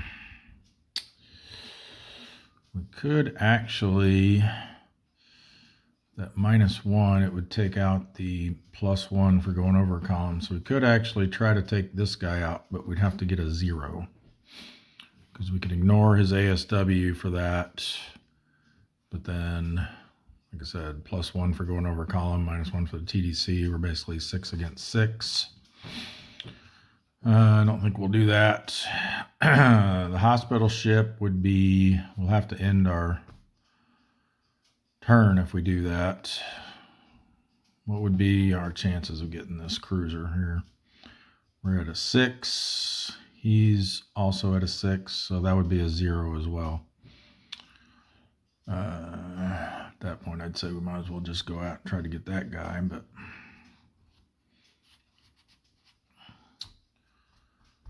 if we do go after the hospital ship, we'd be looking at 6 minus 3 is 3, -1 for the ASW, add 2 back in, so it'd be a 4 or less to hit the hospital ship. But if we sink it, then we have to involuntarily RTB. Wouldn't necessarily be a bad thing, but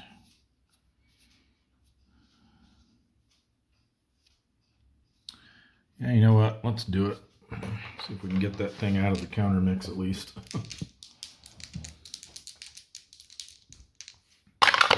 Whoops. Nope. We didn't hit anyway, so. All right. For counterattack, they've got 1 plus 1 plus another 3 is 5. We only get to subtract 2 for our defense because of the shallow water. So 3 to 4 row. -1 though because we're cautious. So that's a 2. That's going to be nothing. All right. For re-attack, let's forget this one. I think we slide over here so we don't have to flip any of that stuff in column A. And see if we can get a better TDC on that cruiser. And possibly even the destroyer. We'll stay, we'll stay cautious. We're not going to try to do a split shot here anyway.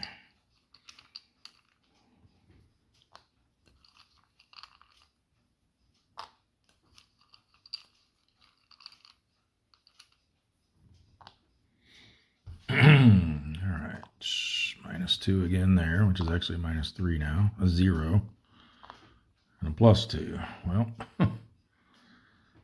looks like we're going after the hospital ship again. I mean, this is a slightly better shot here this time because that's a -1 now. So that effectively cancels out the column shift. So they're at 4 plus 1. The ASW is 5, so we'd hit on a 1 or less this time.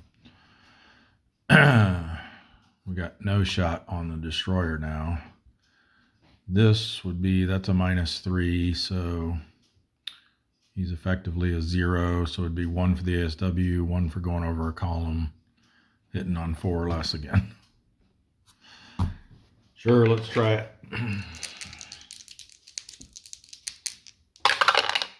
Hey, we got it this time. 6 for a 9,000 ton. Plenty. So we have sunk the Asahi Maru. We do not get to count the tonnage though. Because it's a hospital ship. We do get to count it as a ship sunk though. The AH Asahi Maru 9,000 tons, but I'll put a circle around it to show that we don't get to actually count it. They go out to the pile of shame. Put it over here with the Iro. And we get one more ship sunk. And at least we don't have to worry about encountering that one anymore. But we are forced to involuntarily RTB because of that unethical sinking of a hospital ship.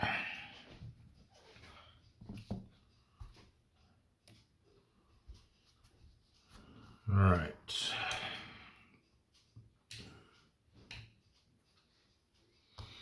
And again, if the sub had a super skipper, he would be relieved of command. All right, that just leaves the skipjack as the last one to try to get up there and do something productive. Skipjack does have radar as well, so no impact of the shallow waters on the transit event. So it's just going to be the +1 for congregating risk, so 8 or 9 we don't want.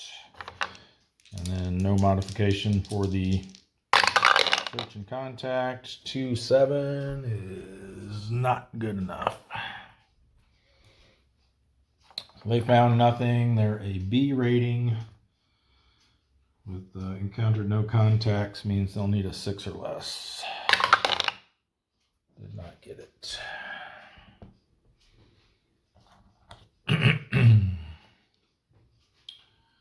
All right, that's gonna do it for our ultra areas.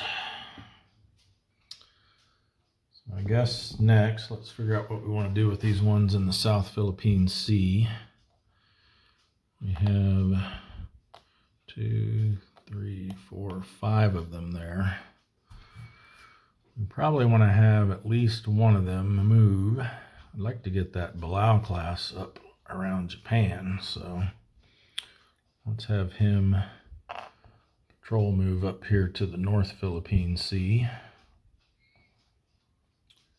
which means he's leaving an area with 5 subs, so there will be +1 for congregating risk. So again, an 8 or 9 is what we don't want. Just made it. Search and contact. 3 and 1. It's going to be a sparse small convoy, which is 2 and 1.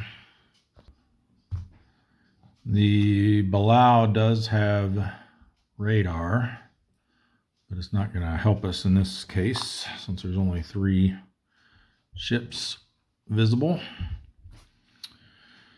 So we'll just set up here in column A, and I think we'll just go aggressive, see if we can make something happen.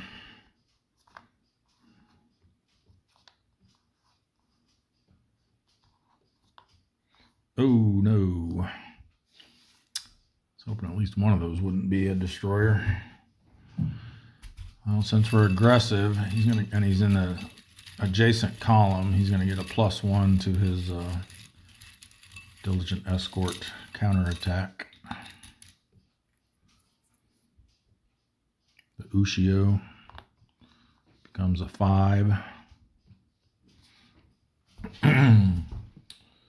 +1 for his special counterattack is a 3, which is nothing. And boy, no, we need 1 for this one too. And we need a auxiliary. That one's only a 1, the Minasuki.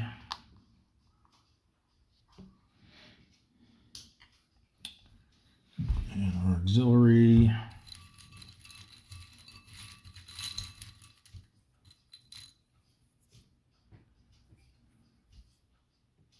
It's the Ondo.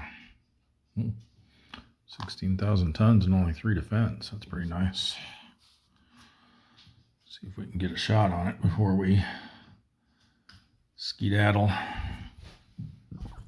Definitely not sticking around for a re-attack here.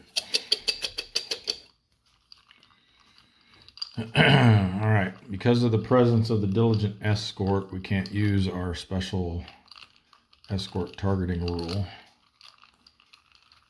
So we're pretty much just hoping for a good TDC on that oiler. Get one shot in and then withdraw.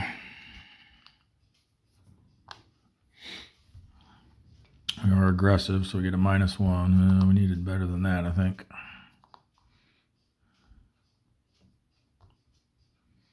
Let's see. I mean, we do have 7 attacks, so maybe we can make something happen here.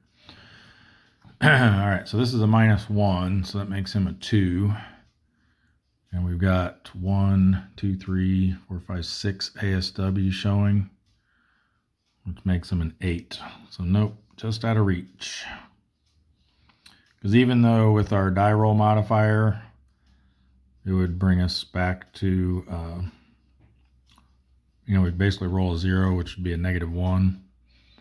But your initial computation has to be non-negative in order for you to be able to make a shot. So since we're at -1 before the die roll modifier, we can't do the shot. Let's see, I'm pretty sure we're not going to have, yeah, these are going to be both out of reach too, because he's 6 plus 6, 12, -2 is 10, and then that's going to be 6 plus 6 is 12, -1 is 11, but then another one for going over column. So we got no possible shot, which means they don't get to counterattack at least, and we will withdraw. A rating needs a 6 or less. Yes, good. Keep this one out as long as possible. All right, what else we got here? Tuna, the spearfish, tarpon, and the Seadragon. I think maybe we'll also send the tuna up there, and then we'll have the other 3, I think, just patrol where they are. So no congregating risk this time, so just a 9. We'll trigger the second roll for transit event, and then search and contact. 7-7. It's going to be a low density, large convoy. So 2-2, 1-1. No radar for the tuna. I'll tell you what, I'm not liking this over here, so I think we're just going to go set up over here in column D. And we're going to have to deal with whatever these are, and hopefully either neither or only one of them is something bad. All right, let's just go ahead and go aggressive. Okay, combat event. 6. Is that tonnage doubled? It is tonnage doubled. Excellent.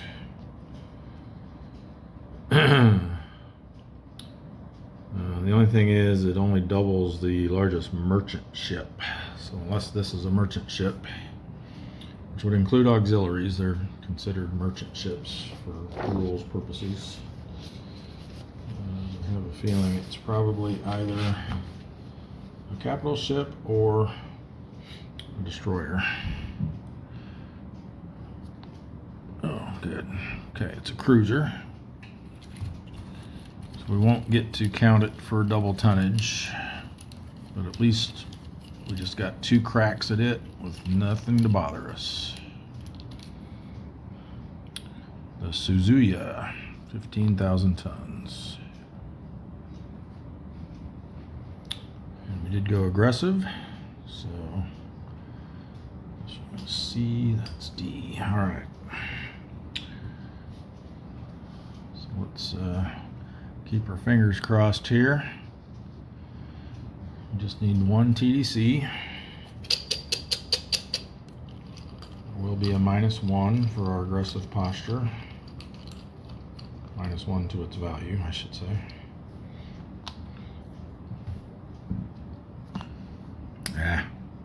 So it's a 0. So we're at 6 - 5, which gives a 2-hit value of 1, but then we have a -1 to our die roll. So we'll actually hit on a 2 or less.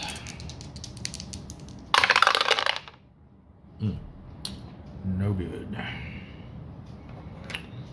So for re-attack, stay in this column, stay aggressive, hope for a better TDC.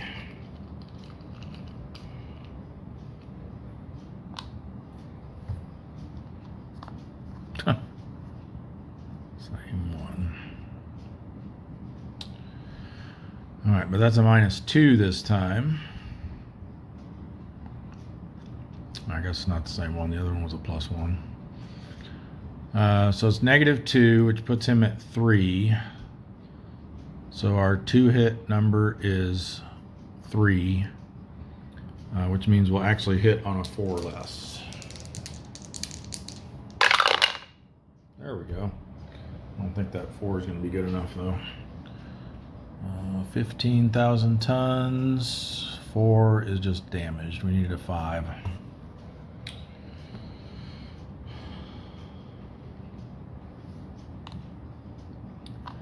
Disappointment. All right, well now we see how soon they will come back from repairs.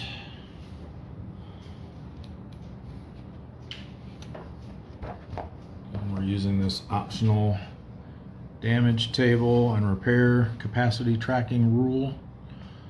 So for a 15,000 ton, we're on the 3rd row this time. So let's see what we roll. A 2 means they excuse me. A 2 means they will be in repairs for 5 months. So let's see where that's going to put them at. So that means 1, 2, 3, 4, 5 months in repair. They'll come back in January, along with the Maru.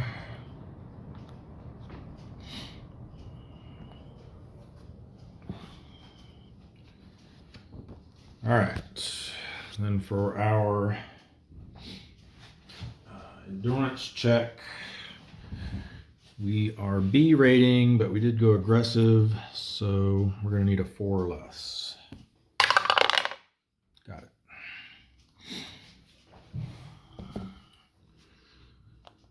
All right, so now we'll switch down here to the South Philippine Sea. We'll have these 3 just patrol there. So the spearfish, search and contact. 1-4 is going to be nothing. They are a B rating, didn't find anything, so 6 or less. Next will be the tarpon, search and contact. 3 and 9, again nothing, but the 9 is a red box column. So they actually found a loner. Let's bring them down here. Get rid of all this. And they will get a single draw from Cup C.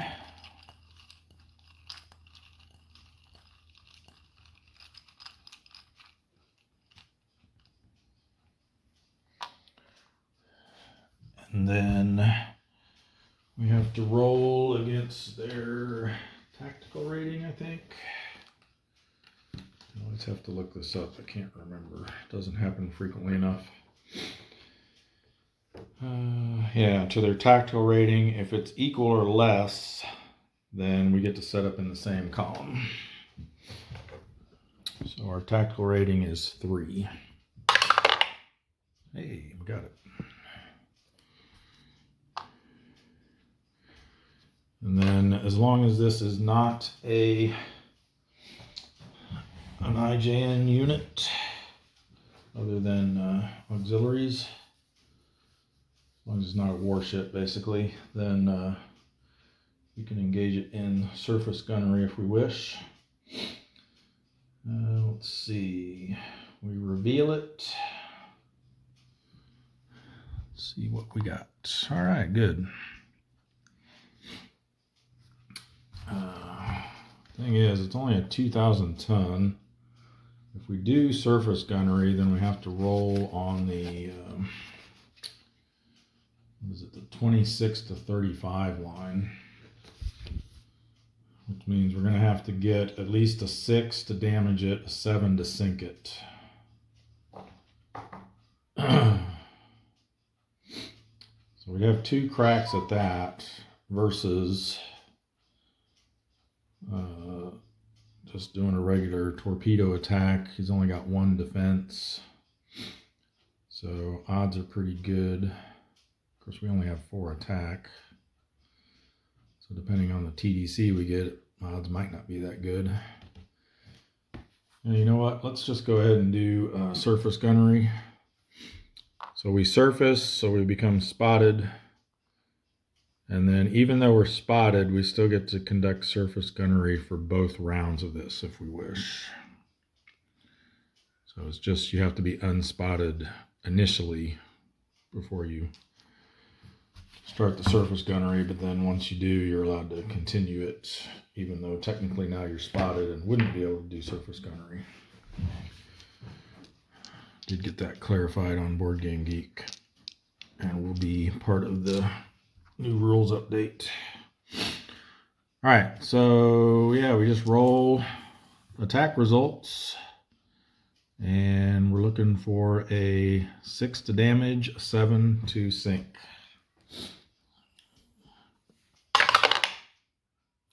Okay, we damage them. So for the re-attack, we'll try it again, and now this time a 6 or higher will sink it, since they're already damaged. And we get a 1. Oh boy, this turn is not going very well. For our endurance check, we do still get the -1 since we encountered a loner. So we need he's a C rating though, so we need a 5 or less. Nope. All right.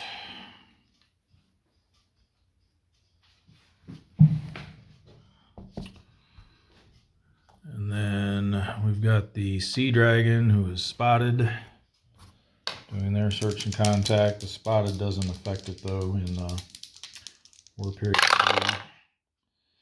3 and 7, that's not going to be good enough.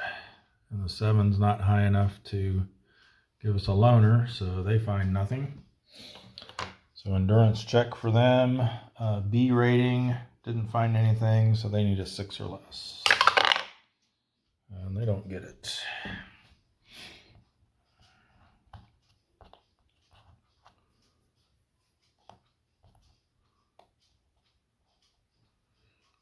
All right, let's see, we've got somebody hiding under here, the seal. We need to decide where to send them. I think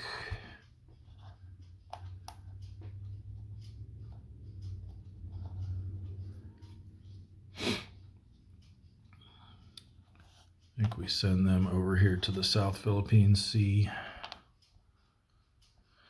So they'll do a transit event check. Only a 9 will be a potential issue.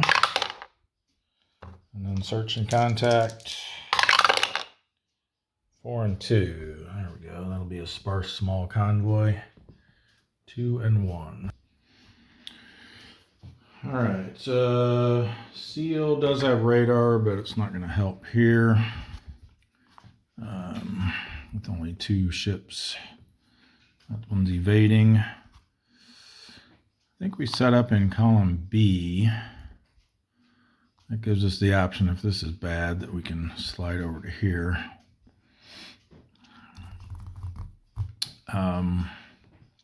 Let's go aggressive. I called it, well, they both are, so. This is not a good small convoy to encounter. Small convoy of destroyers. All right, the first one is the Ikazuchi. Second one. Whoa, what's that nasty? Another nasty one. A Matsukaze 7-3.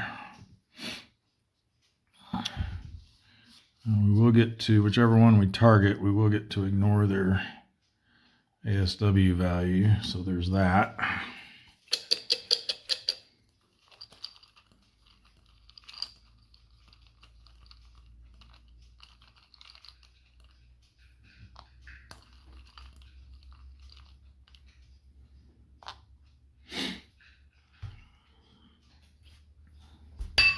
Whoops. All right. 0 plus 2. Okay, looks like this ain't happening. Because we target here, we can ignore the 2 from the ASW, but he's still got 3 from this one, so that's 9, plus going over a column is 10. Subtract 1 for the TDC because we're aggressive. 9, we're only 5. And this one's just way out of the ballpark. So no shot possible in the first round, which means no counterattack. And we're just going to withdraw. B rating, we went aggressive, so we need a 4 or less. Nope. Looks like we might run out of RTB markers again this turn. Only got 3 left. And quite a few more subs to do yet. All right. So we still got these ones that are waiting to go into the Sperry, right? 2, 3, 4. We got to figure out what to do with these ones in the bonins first to clear a path for them. I guess technically these can go now because they could go up through the Curl Islands. Why don't we do that next? So we'll see if the Tullaby can get into the Sperry. They're on transit side, and there's only 1 red box in each of these op areas, so they won't need to roll for a transit event. But we do need to roll for damage. If it's anything but superficial, then they can't take us. And it is not superficial. They'll go down there. The drum, however, can get in. So he'll go to the broom box there. Freeze up another RTB marker. We also have the Lapon that needs to come in from Sea of Japan. So 1, 2, 1 red box. They're on transit side, but they get a +2 for leaving the Sea of Japan. So they will have a net +1 die roll modifier for the transit event check. They're safe. And then they need to roll for their damage to see if they can get in.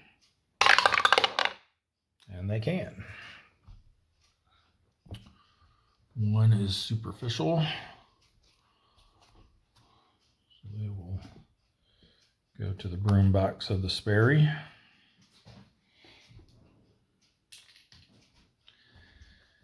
And who else we got? The porpoise, but he's going to need to come through the bone-ins, so we need to move one of them out first. Let's do that now. We're going to have the Pogie patrol move over to Empire Pacific. So only a 9 for the transit event check. And then search and contact. 9-0. High density small convoy.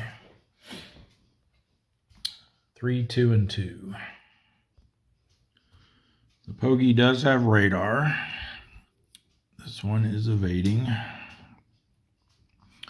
We're going to go column B. And we're going to go standard attack posture. 1 unflip available. We will use it.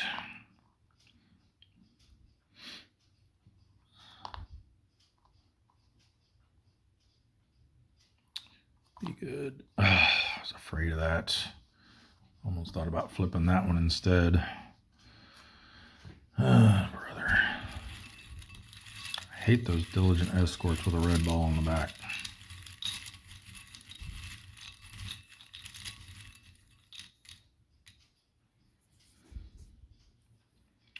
All right, the Matsukaze. So it's going to be a 3.5. We're standard though, so they just get a regular roll on the diligent escort counterattack. 2 is nothing.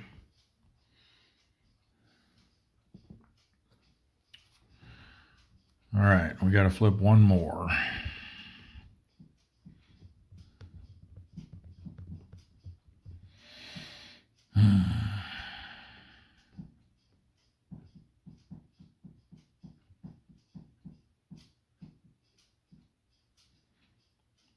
Go here. All right. Carrier.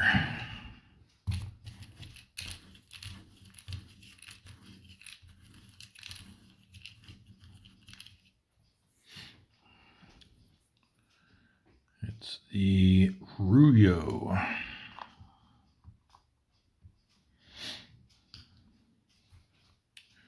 All right. Well, if we can make it past this first round, we can slide back over here and we'll only have this destroyer to deal with.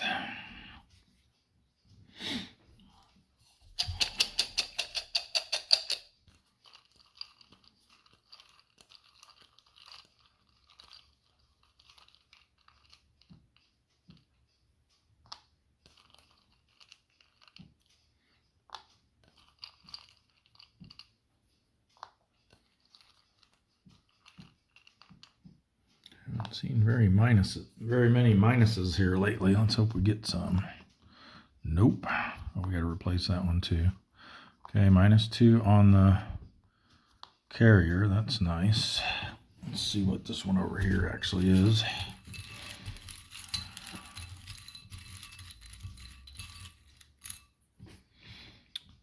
It's the Goyo Maru.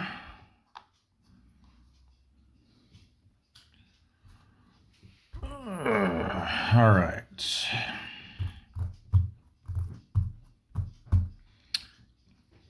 let's do some calculating here. We've got 3.5 ASW showing, so that's going to be 4. He's got 3 defense, but -2 for the TDC, so he's 1 defense. So that's going to make him a 5. We're at 7, so a 2 or less to hit the carrier. For this one, the 4 ASW plus his 1 defense makes 5, -2 for the TDC makes 3. So we'd hit that on a 4 or less. Don't think we want to try a split shot because those aren't very good. Won't make it a very good target number.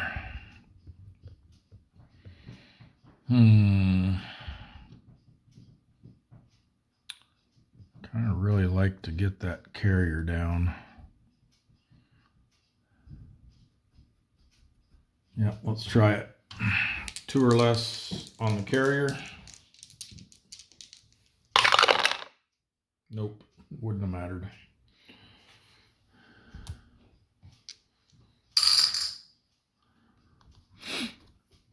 All right, for counterattack, 3.5. This one contributes 1/2 to the counterattack because they're aircraft capable, so that's still just 4. We've got 1 red box, makes 5. 3 for the war period makes 8. We're not in shallow water, so we subtract our 4 defense, which brings it down to 4. So they're on the 3 to 4 row with no modifier. 5, I think, is okay. Yes, just barely. All right. So for the re-attack, we slide over here. We switch to aggressive. We flip this, which is, as we know, a destroyer.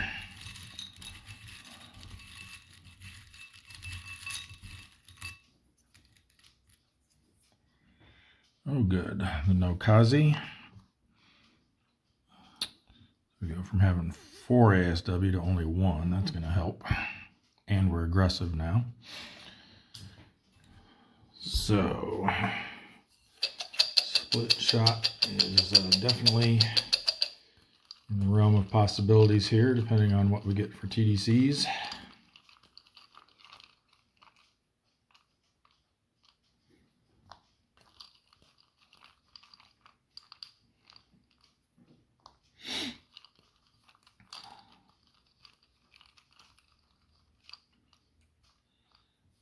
-2 or -3 is what we're hoping for, because those will both convert to -4.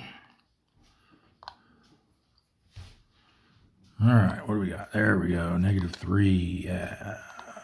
0 and -1. Okay. This we can definitely work with.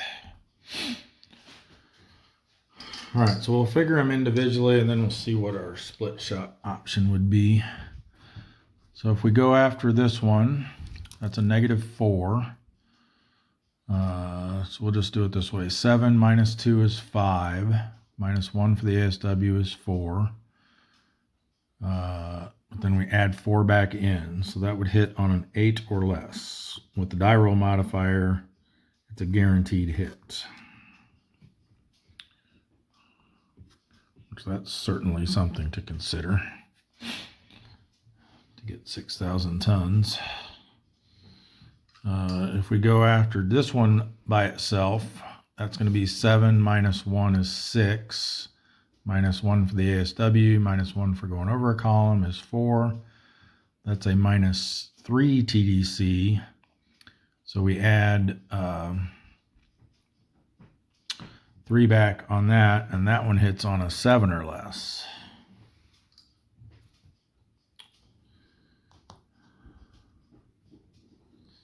Which would be an 8 or less with our die roll modifier. So anything but a 9 hits that one. That's an automatic hit. So that's one option, which obviously we would choose this option if we went for just going after 1. Which is very tempting because that's 6,000, getting a guaranteed hit, and then just needing to make sure we get a, what would we need? A 4 or higher to sink it for the attack results. If we went for, let me leave this out here for a minute actually. So if we went for a split shot, we would want to put more at this one. So we'd put 4 at that one, which would drop its 2 hit by 3. So we would hit on a I just realized I don't know why I did this as 5.3 instead of 6.2, but whatever. Same here, 6.1. So we'd be putting 3 less toward it. So instead of hitting on a 7, we'd hit on a 4. And then this one should be the same because we'd be putting 3. We'd be putting 4 less on that one. So yeah, 8 minus 4 would be 4. So we'd either try to get them both with hitting on a 4 or less, or just go for the automatic hit on the Go-Yo. But then we only get 1 shot at the damage roll being hit. Here at least we got 2 chances of assuming at least one of them hits, which odds are one of them would. Then we'd have a second crack at, of course you got to get that aligned with the one that actually hits, so I don't know. But we also have the chance of getting two for 1. This is a tough choice. We'd actually be hitting on a 5 or less in both cases with our die roll modifier. So that's like a 60% chance. No, more than that. 70% chance to hit. More than that. 5. No, because 6, we'd hit on a 5, so 6, 7, 8, and 9 would be misses. So yeah, it's a 60% chance.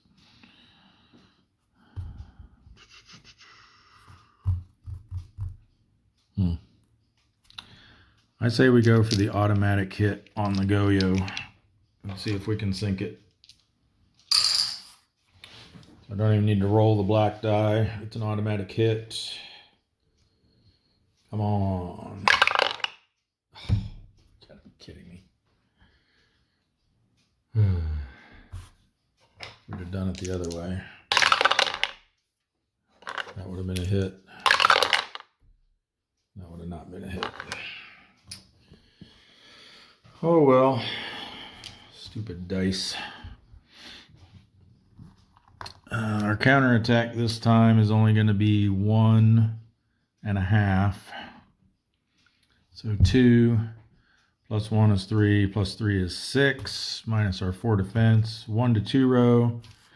They get a +1 for reattack round and a +1 for us being aggressive. So a 10 on the 1 to 2 row is going to be bad. And we are damaged.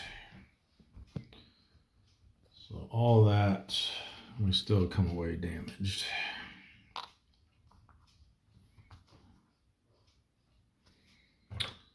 Endurance check, we're damaged and we went aggressive, so we need a 4 or less.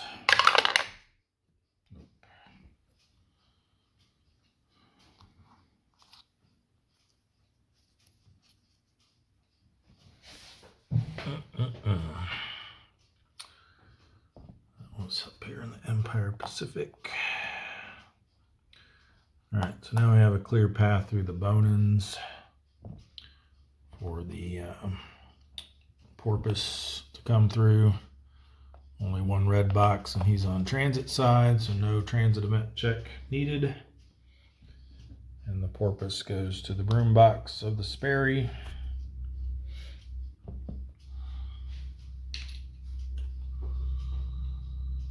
Oh boy. I think we're going to send the rest of these all into the Empire Pacific. So let's go ahead and get those knocked out. The Greenling, only on a 9.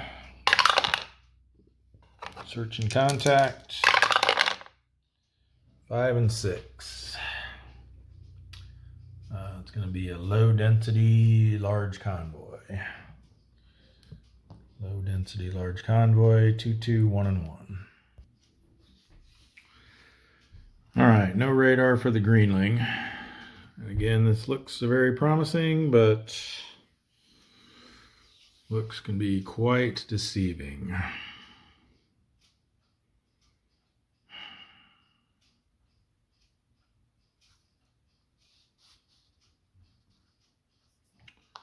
Let's start here in B. And let's go standard.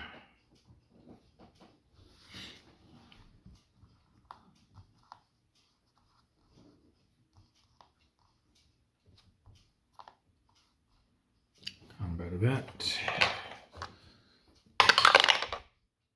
0. Target number's in the way, I think. Yes. So we need to leave a red ball ship either in our column or an adjacent column that will lumber into our path.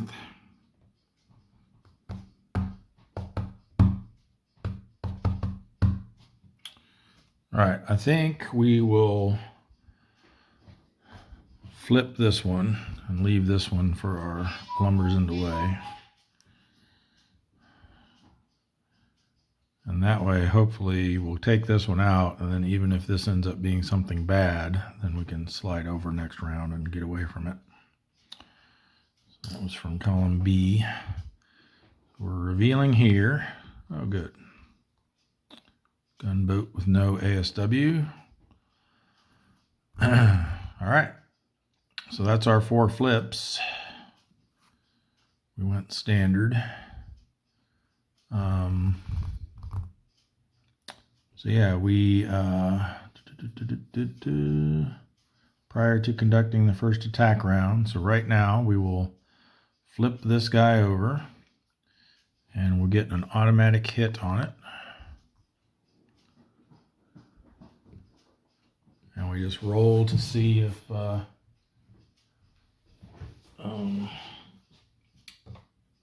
what we get for the attack results.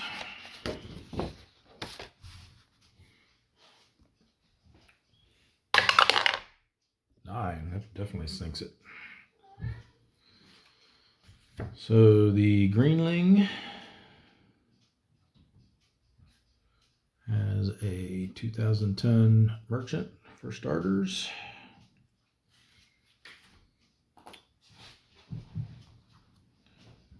That'll go back in cut B. We'll get one more ship and 2,000 tons, which brings us to 316 ships and 1,342,000 tons. All right, let's get our auxiliary replaced here.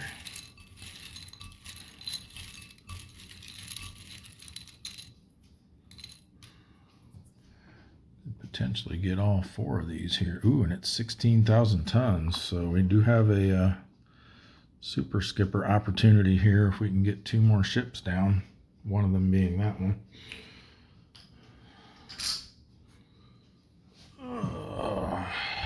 All right. Come on, TDCs. Work in my favor for once.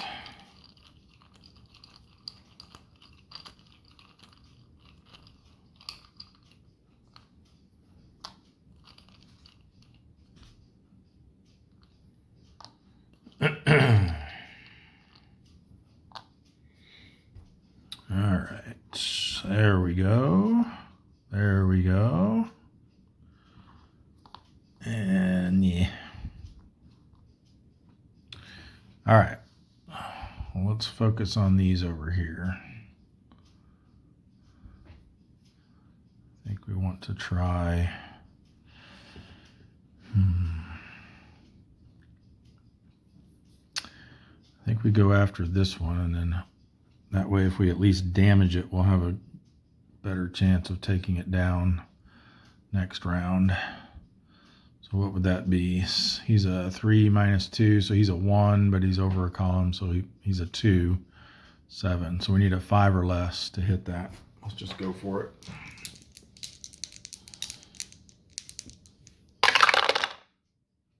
Oh, gotta be kidding me.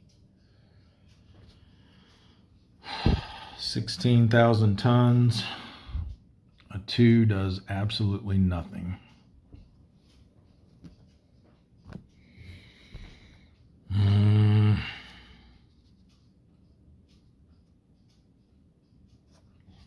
This game is starting to make me very angry.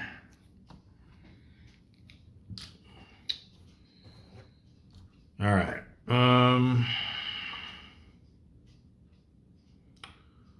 So 2 schools of thought. We stay here so that we still can go after all 3 of them.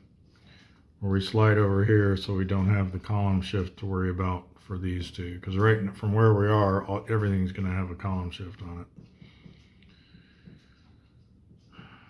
But I think I like the option of, in case one of these gets a bad TDC, hopefully both of them won't. Because we need a good TDC on this one and on one of these 2. If we go over here, then we need a good TDC on both. Yeah, let's stay where we are. We're switching to aggressive.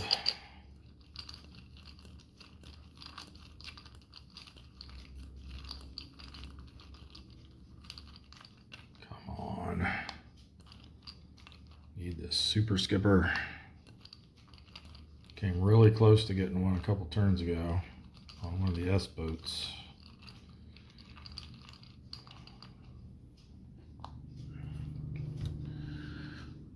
All right, 0, come on. +2, really? There's the -3.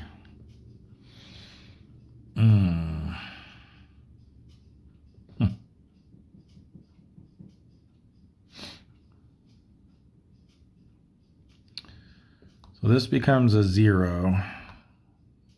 He gets a +1 for being over a column, so that's a 4.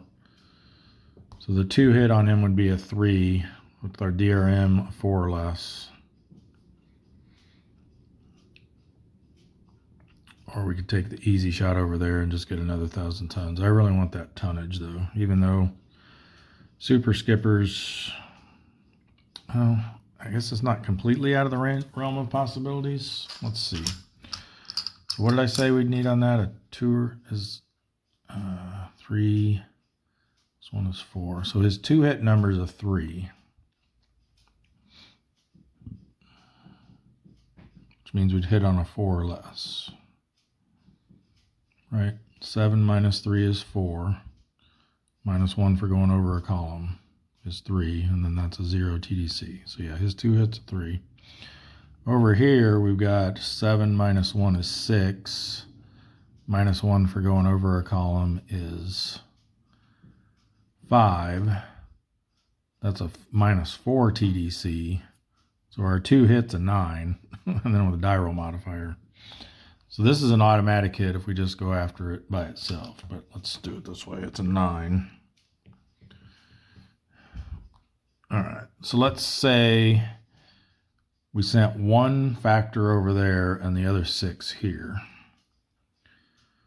So we'd be sending 1 less here, so that makes his a 2 to hit. We'd be sending 6 less over there,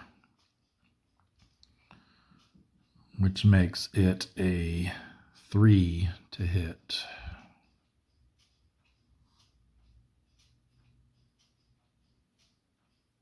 Yeah, I like that.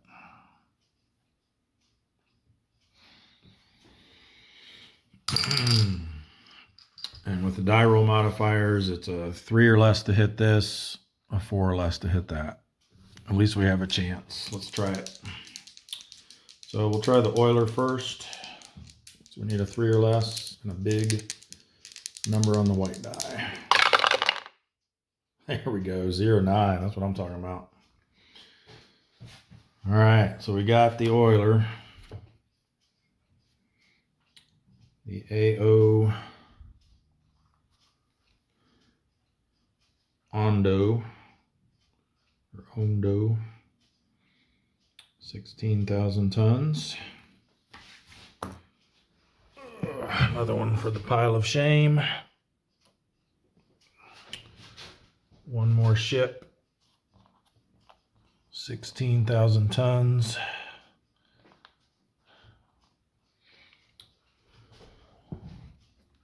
All right. Now, we just need a 4 or less, 50% chance here on this gunboat. And then a 3 or higher on the attack results die.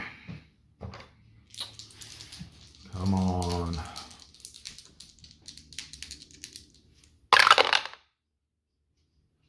Yes. I had to think about it for a second there. We got it.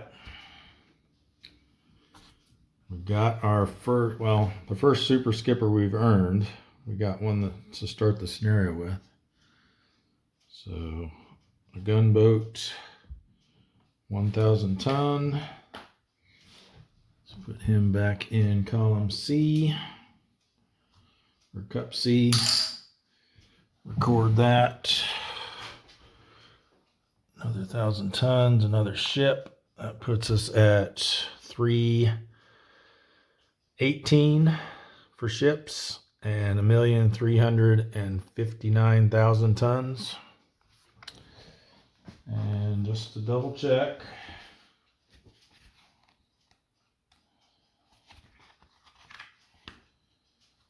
and 25.0 in the rule book.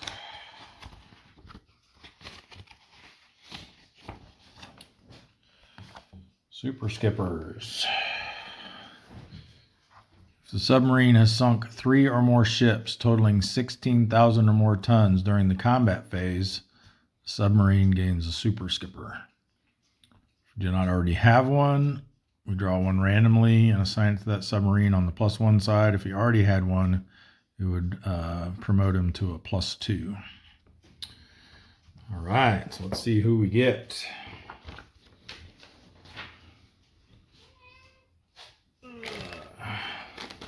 Pull these out of the bag here.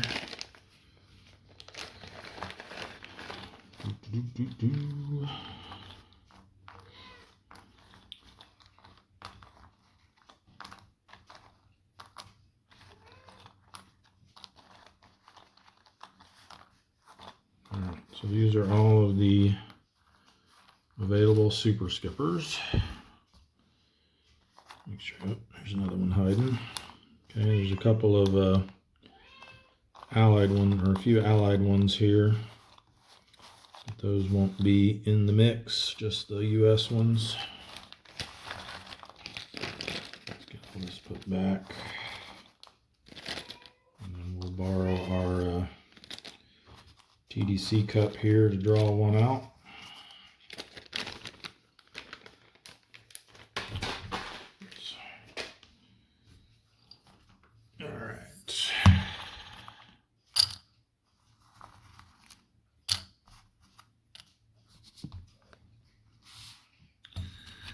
Who will it be?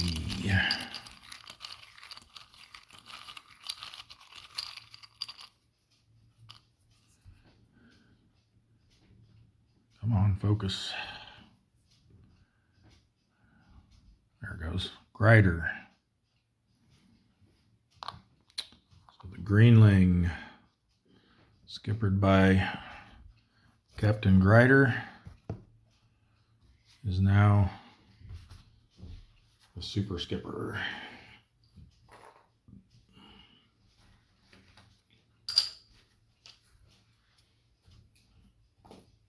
All right, so again, there's no counterattack, so we go straight to the endurance. We did go aggressive. We're an A rating, so we need a 5 or less. Come on, I want to let them stay out for a while. No, boo.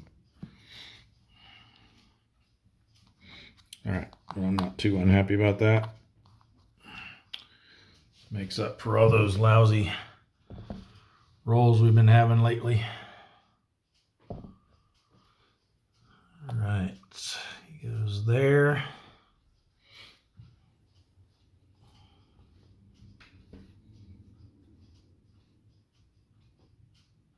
Making a note that they gained Grider +1. All right, who's next? let's get another super skipper. Kingfish. Transit event only on a 9. Ooh, close. And then search and contact 07. That's going to be nada. So A rating, found no contacts, 7 or less to stay out. Got it. And the haddock, I only got 3 there now, right? 1, 2, 3, yes. Haddock's going to move in. Transit event only on a 9. Search and contact. 2 and 4. I think that's going to be nothing. Oh no, 2 does find something there. Sparse. 4 is small convoy. So 2-1.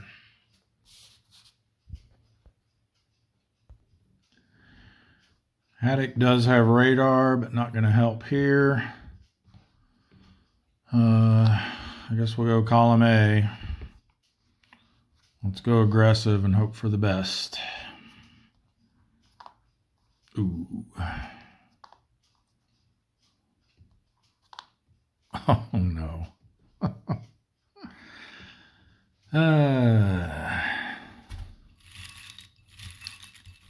They will get a +1 to their diligent escort attack because we went aggressive and they're in an adjacent column. They are the Minekaze. Bumps them up to a 4. So we got 6 ASW. This is going to be not too good. So that's a 5, which is just outside of them spotting us. So there's that at least. We need an auxiliary to replace this AP. Ooh, 20,000 tons. The Kazahaya. Come on. Let's get a lucky shot in here before we skedaddle.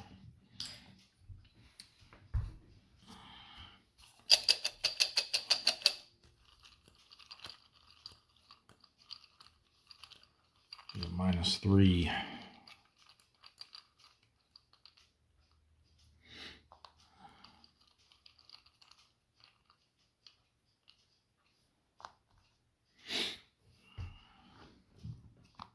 Nope. All right, so they're at, what do I say, 6 ASW. He's 5 defense now, so he's definitely out of reach. This one is 6 ASW. We can't use our special targeting rule because they're diligent, so 6 ASW plus 6 defense, even with a -2, that only brings him down to 10, and then he's over a column, so we got nothing. Good news, they don't get to shoot back, and we are definitely leaving. A rating went aggressive. That's true, we were aggressive, but they were still too far out of reach. Too far. So we need a 5 or less. Got it.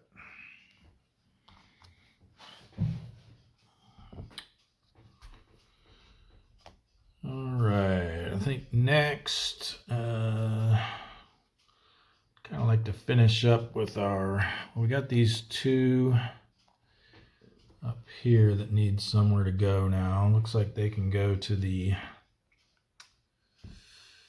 wow, they got to go through this mess here though. Probably should have pulled them out of there sooner in hindsight. All right, well, we're going to bring them down through the East China Sea to the Marianas. So the paddle does have radar, I believe. Yes, so shallow water won't be a factor. We do have 1, 2, 3, 4, 5, 6, 7. So they'll be the 8th. So we won't get into the +2 range, at least for congregating risk.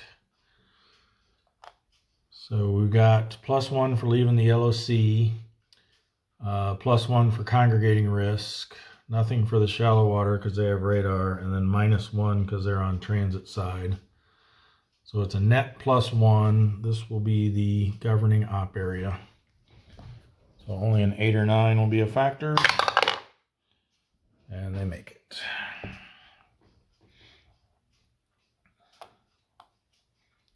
And then the same for the Peto. They also have radar, so they'll again just be at a, at a +1.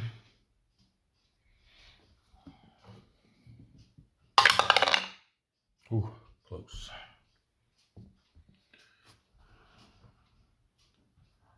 All right.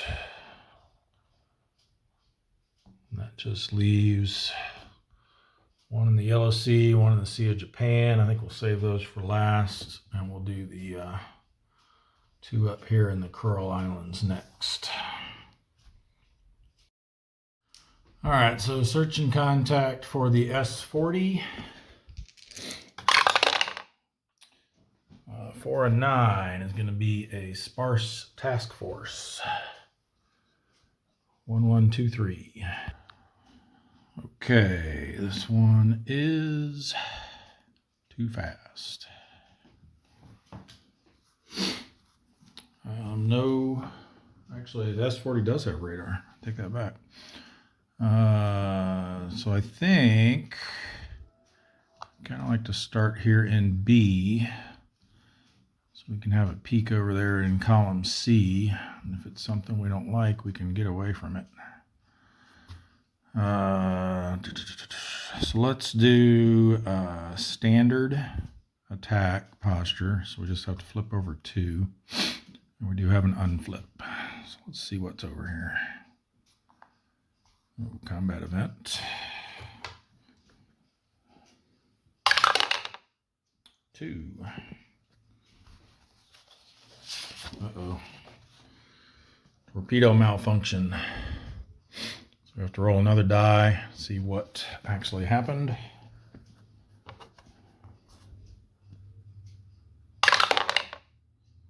4 is going to be a hot run. Torpedo starts and arms in the tube, but is not released into the water. Torpedo is not fired. The current attack round is canceled. Proceed to the counterattack round. The submarine is still eligible for a subsequent combat next round. All right, so basically it's kind of like the counterattack event. We don't get to attack, but they'll get to a counterattack if we reveal anything with ASW. All right, that was from Cup C. So let's see what else is over here. Okay, we're going to unflip that. And we're going to flip, I think we flipped this one. There we go. All right, so we can't attack, but we go straight to the counterattack, but there's no counterattack. We do need to replace this auxiliary.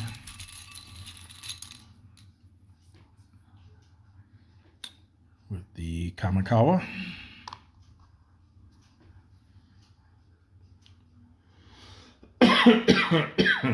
Excuse me. All right, so then we go to the re-attack round. We will, in fact, slide over here. And then we will reveal, we went standard, right? Let's go aggressive this time. We'll reveal this. Nice. Light cruiser.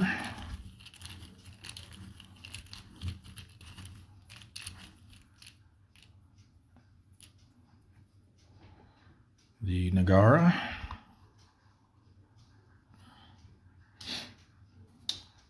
And TDC markers.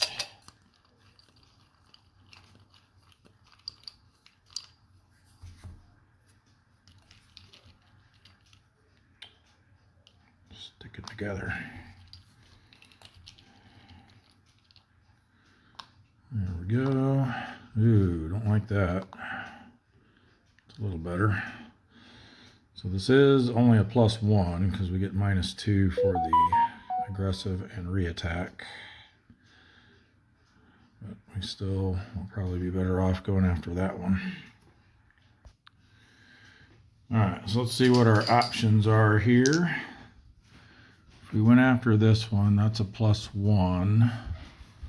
So we'd be looking at, well, we don't even have a shot because 3 minus 4 is -1. So we can't go after that one. This one would be a -3, so he's a 1. Then he's over a column, which makes him a 2.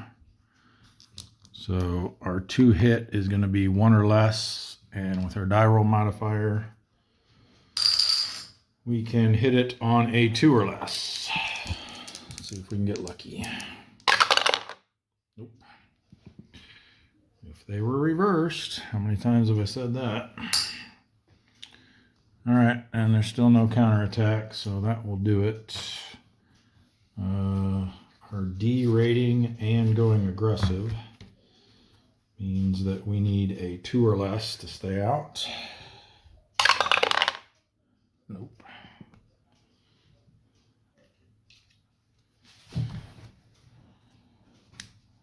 That brings us to the S35.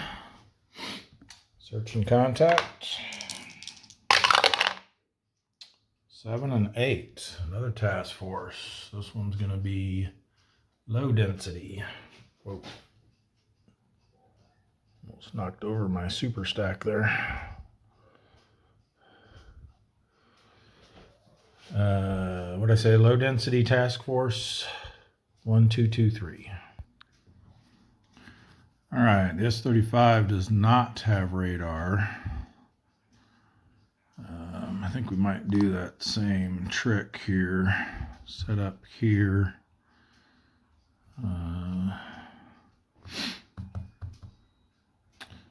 Let's take a peek at this one. And this one, we're going standard. I should have said that. All right. So let's get our destroyer for over there.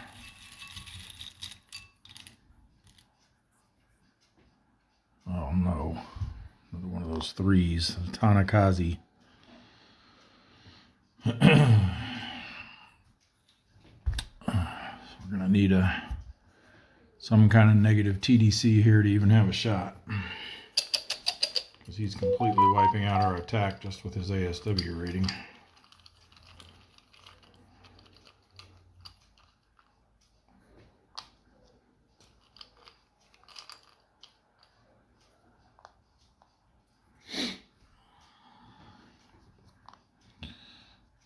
-1 there. Oh, +3. No way. All right. And this one, because of we assume he's a defensive -1, or a defensive 1, I mean, but then we lose 1, or he gains 1 for us having to go over a column. So that's not going to be a possible shot either. So with no possible shot, we go to he doesn't make a counterattack. We go to the re-attack round. We will slide over here. I think this time we go cautious. So we only have to flip this one over. All right, good deal.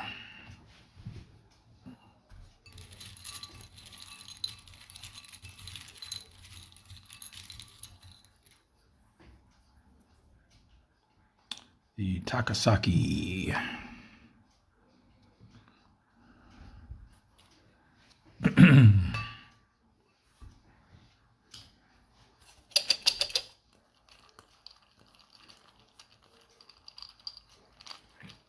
Didn't have a shot on him, because if we'd have been able to reveal him, we probably wouldn't have. They would have gotten to counterattack.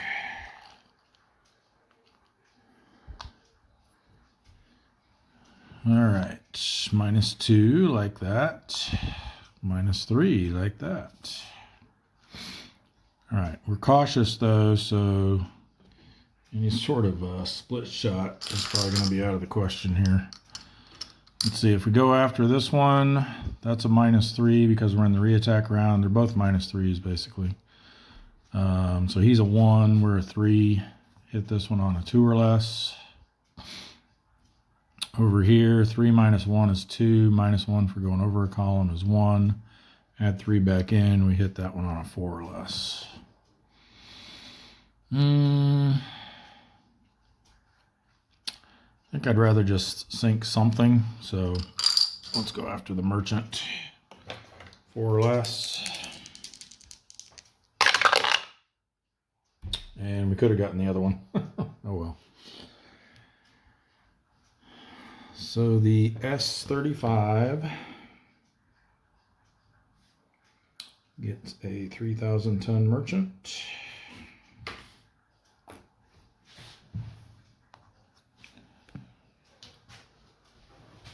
So 3,000 tons puts us to 2 and move this one up by 10.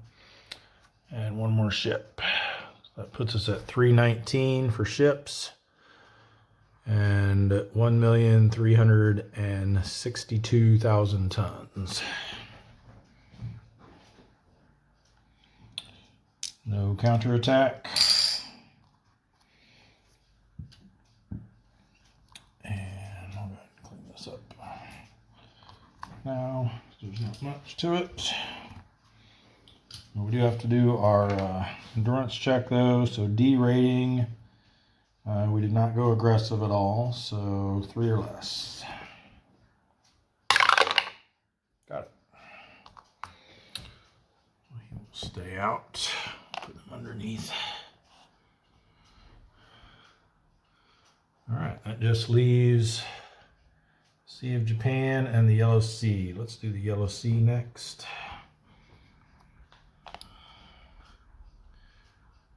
The Albacore, get a search and contact roll. 8 and 1. It's going to be a moderate density small convoy. 3, 2, 1. The Albacore does not have radar. I think we'll set up in column B and go standard attack posture. Let's see what we got here. Ooh. Diligent escort.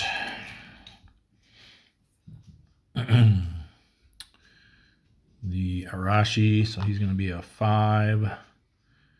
Get an immediate counterattack on the diligent escort row.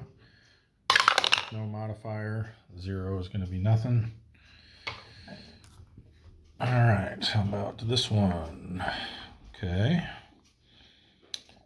And let's try these 2. Ooh, I don't like that.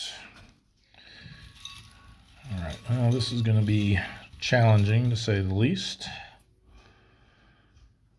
At least this is a small one, the Hikaze. And we need 2 auxiliaries.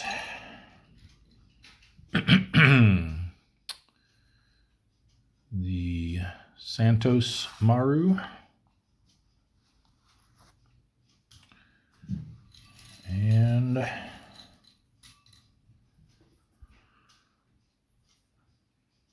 the Genyo Maru.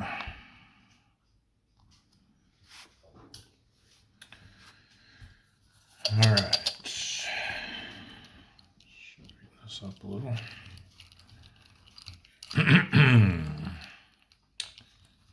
We can't use our targeting an escort rule since there's a diligent escort about. I think we'll just put our other 2 on these face down ones.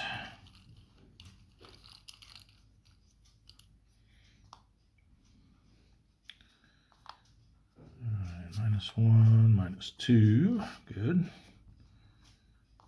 -2, and a 0. All right, so looks like we go after the Genyo Maru.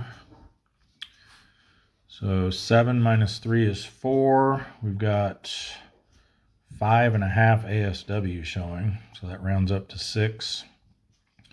Puts us at -2.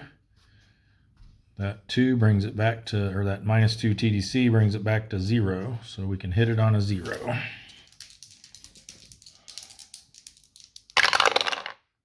Nope.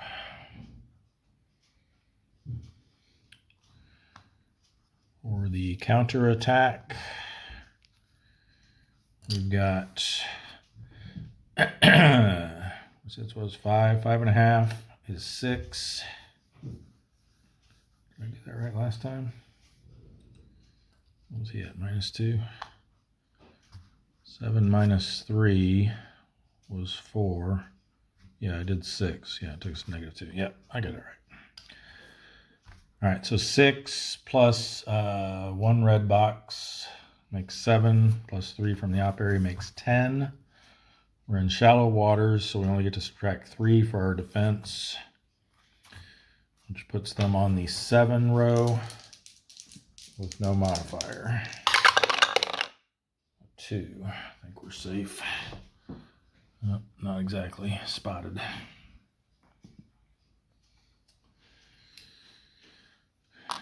All right. Boy, I don't know. We could slide over here and get away from this guy, but then we still got to flip these 2 over. We're spotted. Yeah, if only one of those ends up being a destroyer, it might not be too bad. Let's try it. We'll slide over here for the re-attack round. We will switch to cautious. Yep, that one's a destroyer.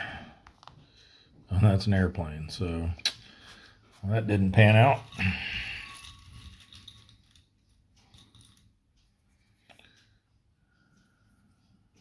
Well, he's a baby, so this won't be as bad. The Karukaya. So we've got a total of 3 ASW now instead of 6, so that will certainly help. Plus we're in the re-attack round. So we get a -1 to our TDCs.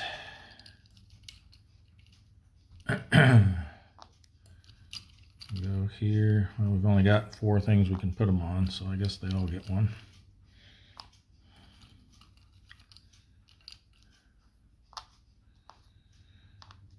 We want this one to be good. Yes. All right. So this time we go after the Santos Maru. That's a no, it doesn't go -4. We're not aggressive, but it's a -3. This is also a -3.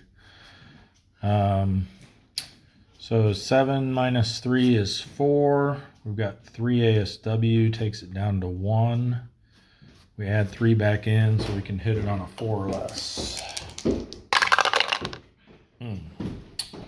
Again, backwards. Counter attack is going to be 3 minus or +1 for the red box in the op area makes 4. 3 for the war period makes 7. We subtract our 3 from defense because of the shallow waters. 3 to 4 row this time, +1 for re-attack, but -1 for caution. 6 on the 3 to 4 row. We also get the +1 because we're spotted, so it's actually a 7. But that's still just spotted. So for our endurance check, we're an A rating, need a 6 or less. Got it.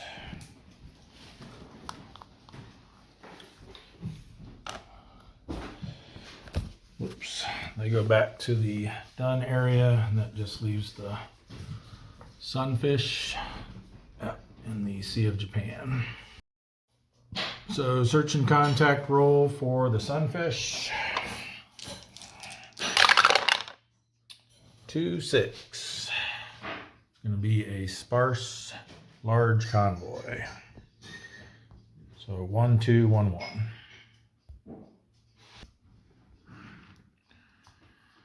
All right, too far for that one. I was really hoping to have a crack at a big capital ship there in column D, but that's not going to pan out.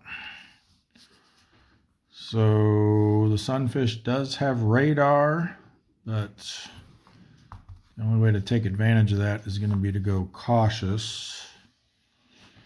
So I think we will do that here for the first round. So we will flip 3. Well, let's go ahead and unflip that, I guess.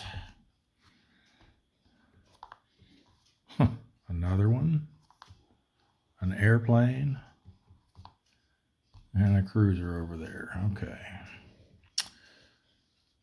Well, it's not great.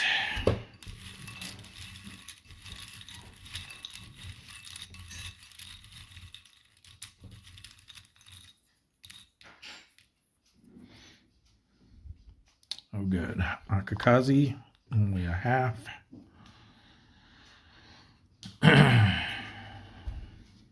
And we need a cruiser.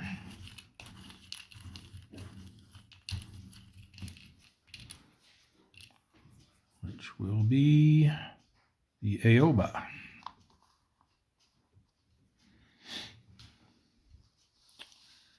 All right. So we'll go ahead and put a TDC on everything.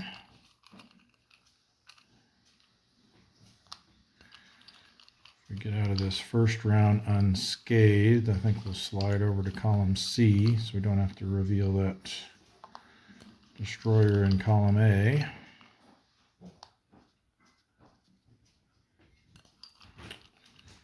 Can't get away from those two though.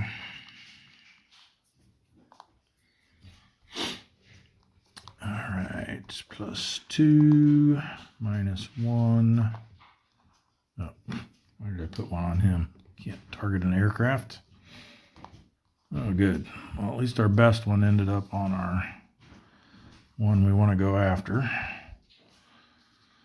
So we've got 7 -4 is 3. We've got 2.5 ASW, so that's going to round up to 3, taking us down to 0. We lose 1 for going over a column, and then add 2 back in for the TDC. So we need a 1 or less to hit.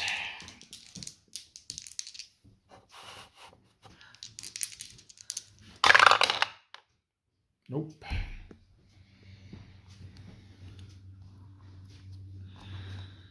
For counterattack, we've got 3, excuse me, plus 2.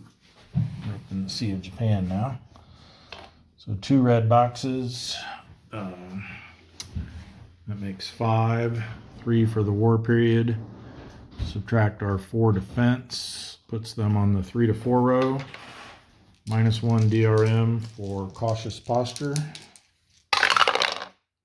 6 becomes a 5. On the 3 to 4 is nothing. All right. Yeah, we'll take another crack at it. Slide over here. Stay cautious. Let's get 2 TDCs this time.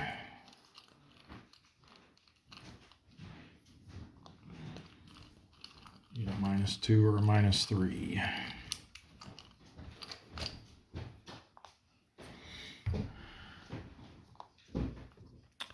Zero on that one, -1. Okay, not the worst. Not the best, but not the worst. So we're looking at 7 -4 is 3. Minus our 3 ASW puts us to 0. We don't lose 1 for going over a column this time. And we got a -2 TDC, so we get to add 2 back. So we'll hit on a 2 or less this time. Nope. And counterattack again is going to be the same. So the 3 to 4 row, but now the re-attack round cancels out our -1 for cautious. And that's a 6, which I think is going to be spotted. Yes. We've got endurance check with an A rating. We need a 6 or less. No.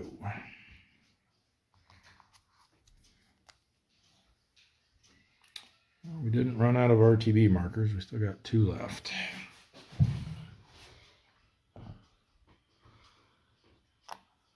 That is going to do it for our subs that are out already. So now we've got several coming out from the tenders. Let's figure out where we want them to go. We've got 2, looks like, coming out of the Fulton, which is here in the Marshall Islands. So we could get them. We don't really want to send any more into the East China Sea right now. So we're looking at either North Philippine Sea, South Philippine Sea. Empire Pacific has 4 in it, but 2 are coming back next turn.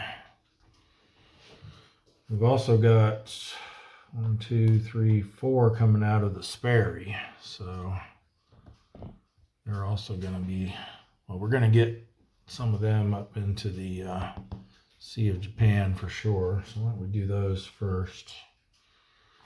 We want to get at least 3 there. Maybe we just send all 4 of them up there because that one is returning. Yeah, let's do that. So we got the Jack, the Harder, the Tenosa, and the Hoe. That can all get up into there. So let's see. I don't think there's no shallow water, so we don't need to worry about whether they have radar or not. So it's just going to be -1 for being on transit side, and then a +2 for entering the Sea of Japan. And then the last one to go in will have another +1 from congregating risk. So the first 3 will be at a +1, which means a 7, 8, or 9 is what we don't want to see. So we'll do the Jack first. They're fine. Next is the Harder. They're fine. And then the Tenosa. They need to roll again.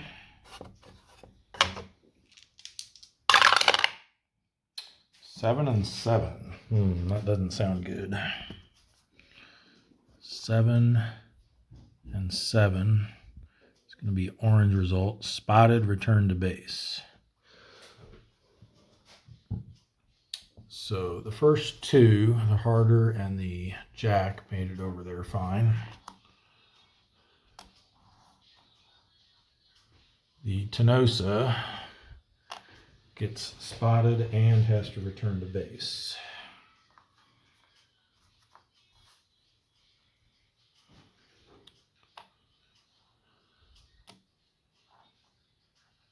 And then the Hoe is going to have a +2 to their transit event check, so a 6, 7, 8, or 9.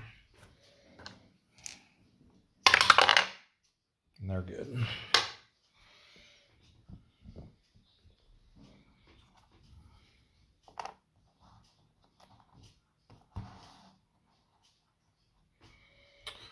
All right. So that takes care of the Sperry. We've still got the 2 coming out of the Fulton. And I'm thinking we send at least one of them to the North Philippine Sea. There's only 3 subs there right now. So let's see who we're dealing with here. We've got the silver sides, which is a Gato, and the sturgeon, which is a new S1. So I think we send the Gato into there.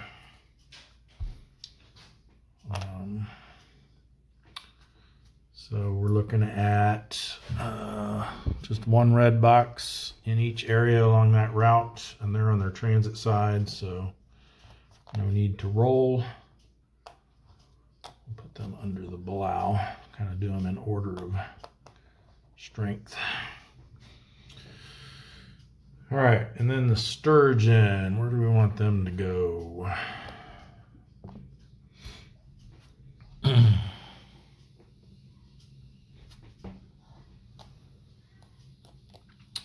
Got 4 in the South Philippine Sea. We've only got 1 coming out of Fremantle, so we could probably do with some more down in that region. So I think, oh, we've still got the pickerel here that needs to RTB. We weren't, yeah, we were holding off on them, I think, until we cleared out some other areas or something. Or maybe we were, yeah, I think we were waiting to try to get them into the Fulton, I guess, because there wasn't room. Now there is. So yeah, let's go ahead and move them into the Fulton. So they're -2 because they're doing cautious transit and there's no red box. So they can just go right in.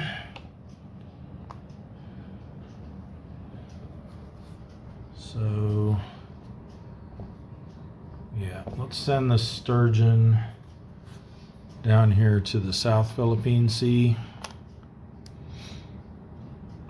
So he will have a +1 for congregating risk. He's going through the Marianas to the South Philippine Sea. 1 red box, so only a 9. He's fine. We'll have them patrol there next turn.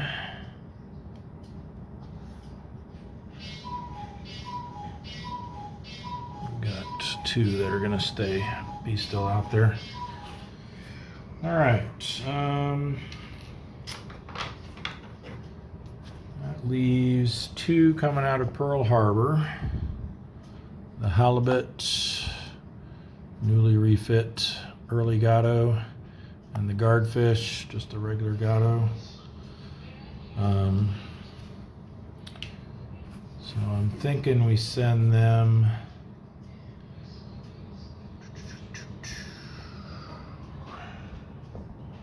going to be either the Marshall Islands or the North Pacific.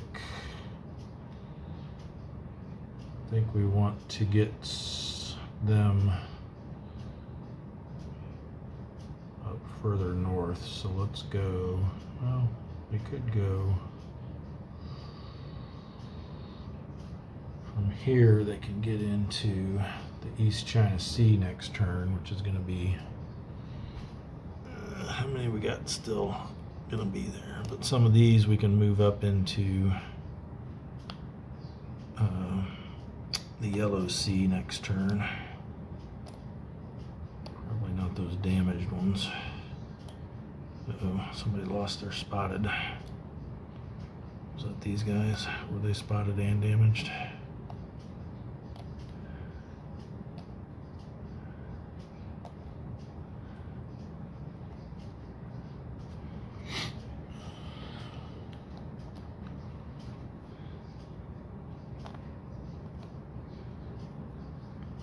Check that whale to see if they were spotted and damaged.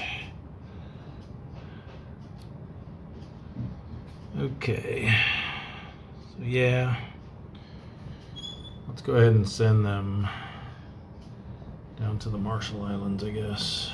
There's only 2 there now.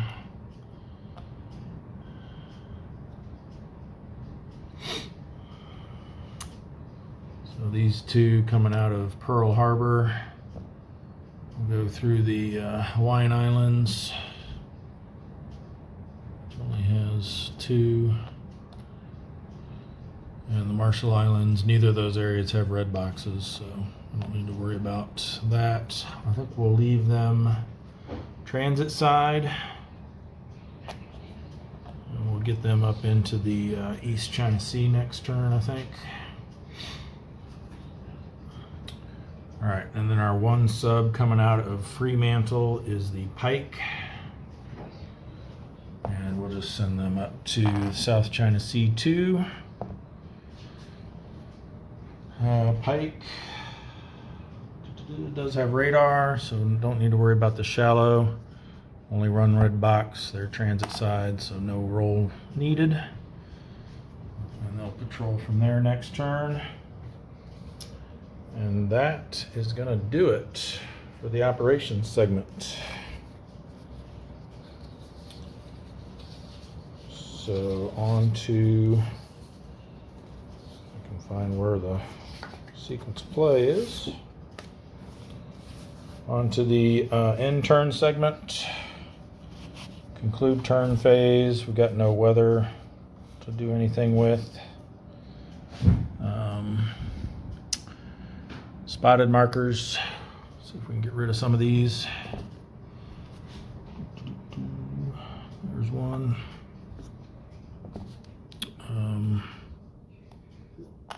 Why do they not have a RTB marker?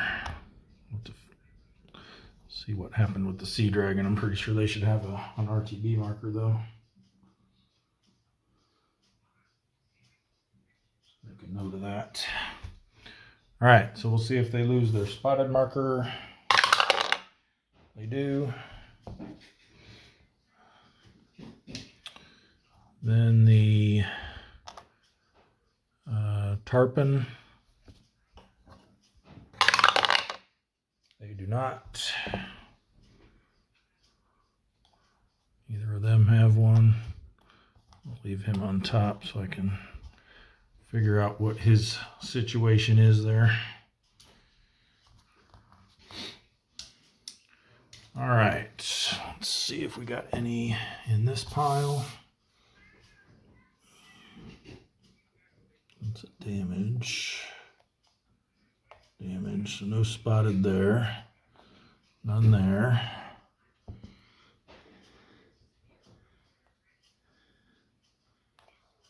None there.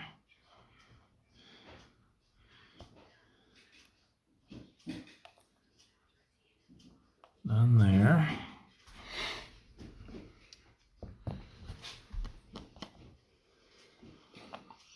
Damaged. Damaged. None. I think we might have. Nope, that's damaged. That's a super skipper. All right, well, we definitely have a couple up there. Let's see if we got any here first. Yep, here's one.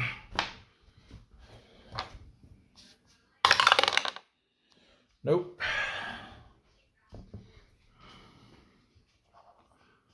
And I see another one under him.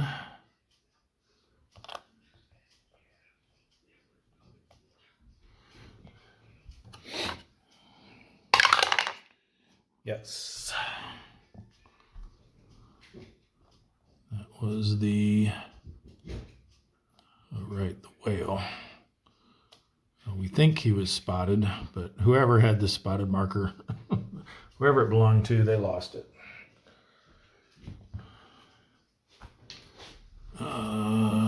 Any others? It's damaged. Okay, we've got the Albacore. Keeps his. The, was that the Tenosa?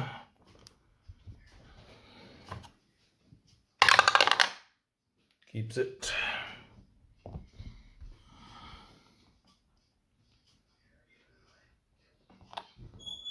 The Sunfish.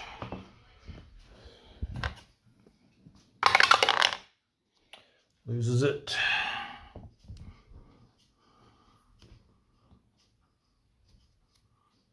believe that's it for that stack.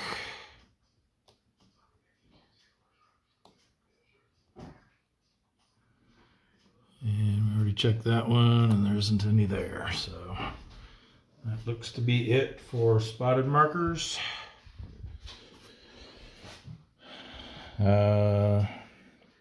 Ultra markers can come off. And then advance the date.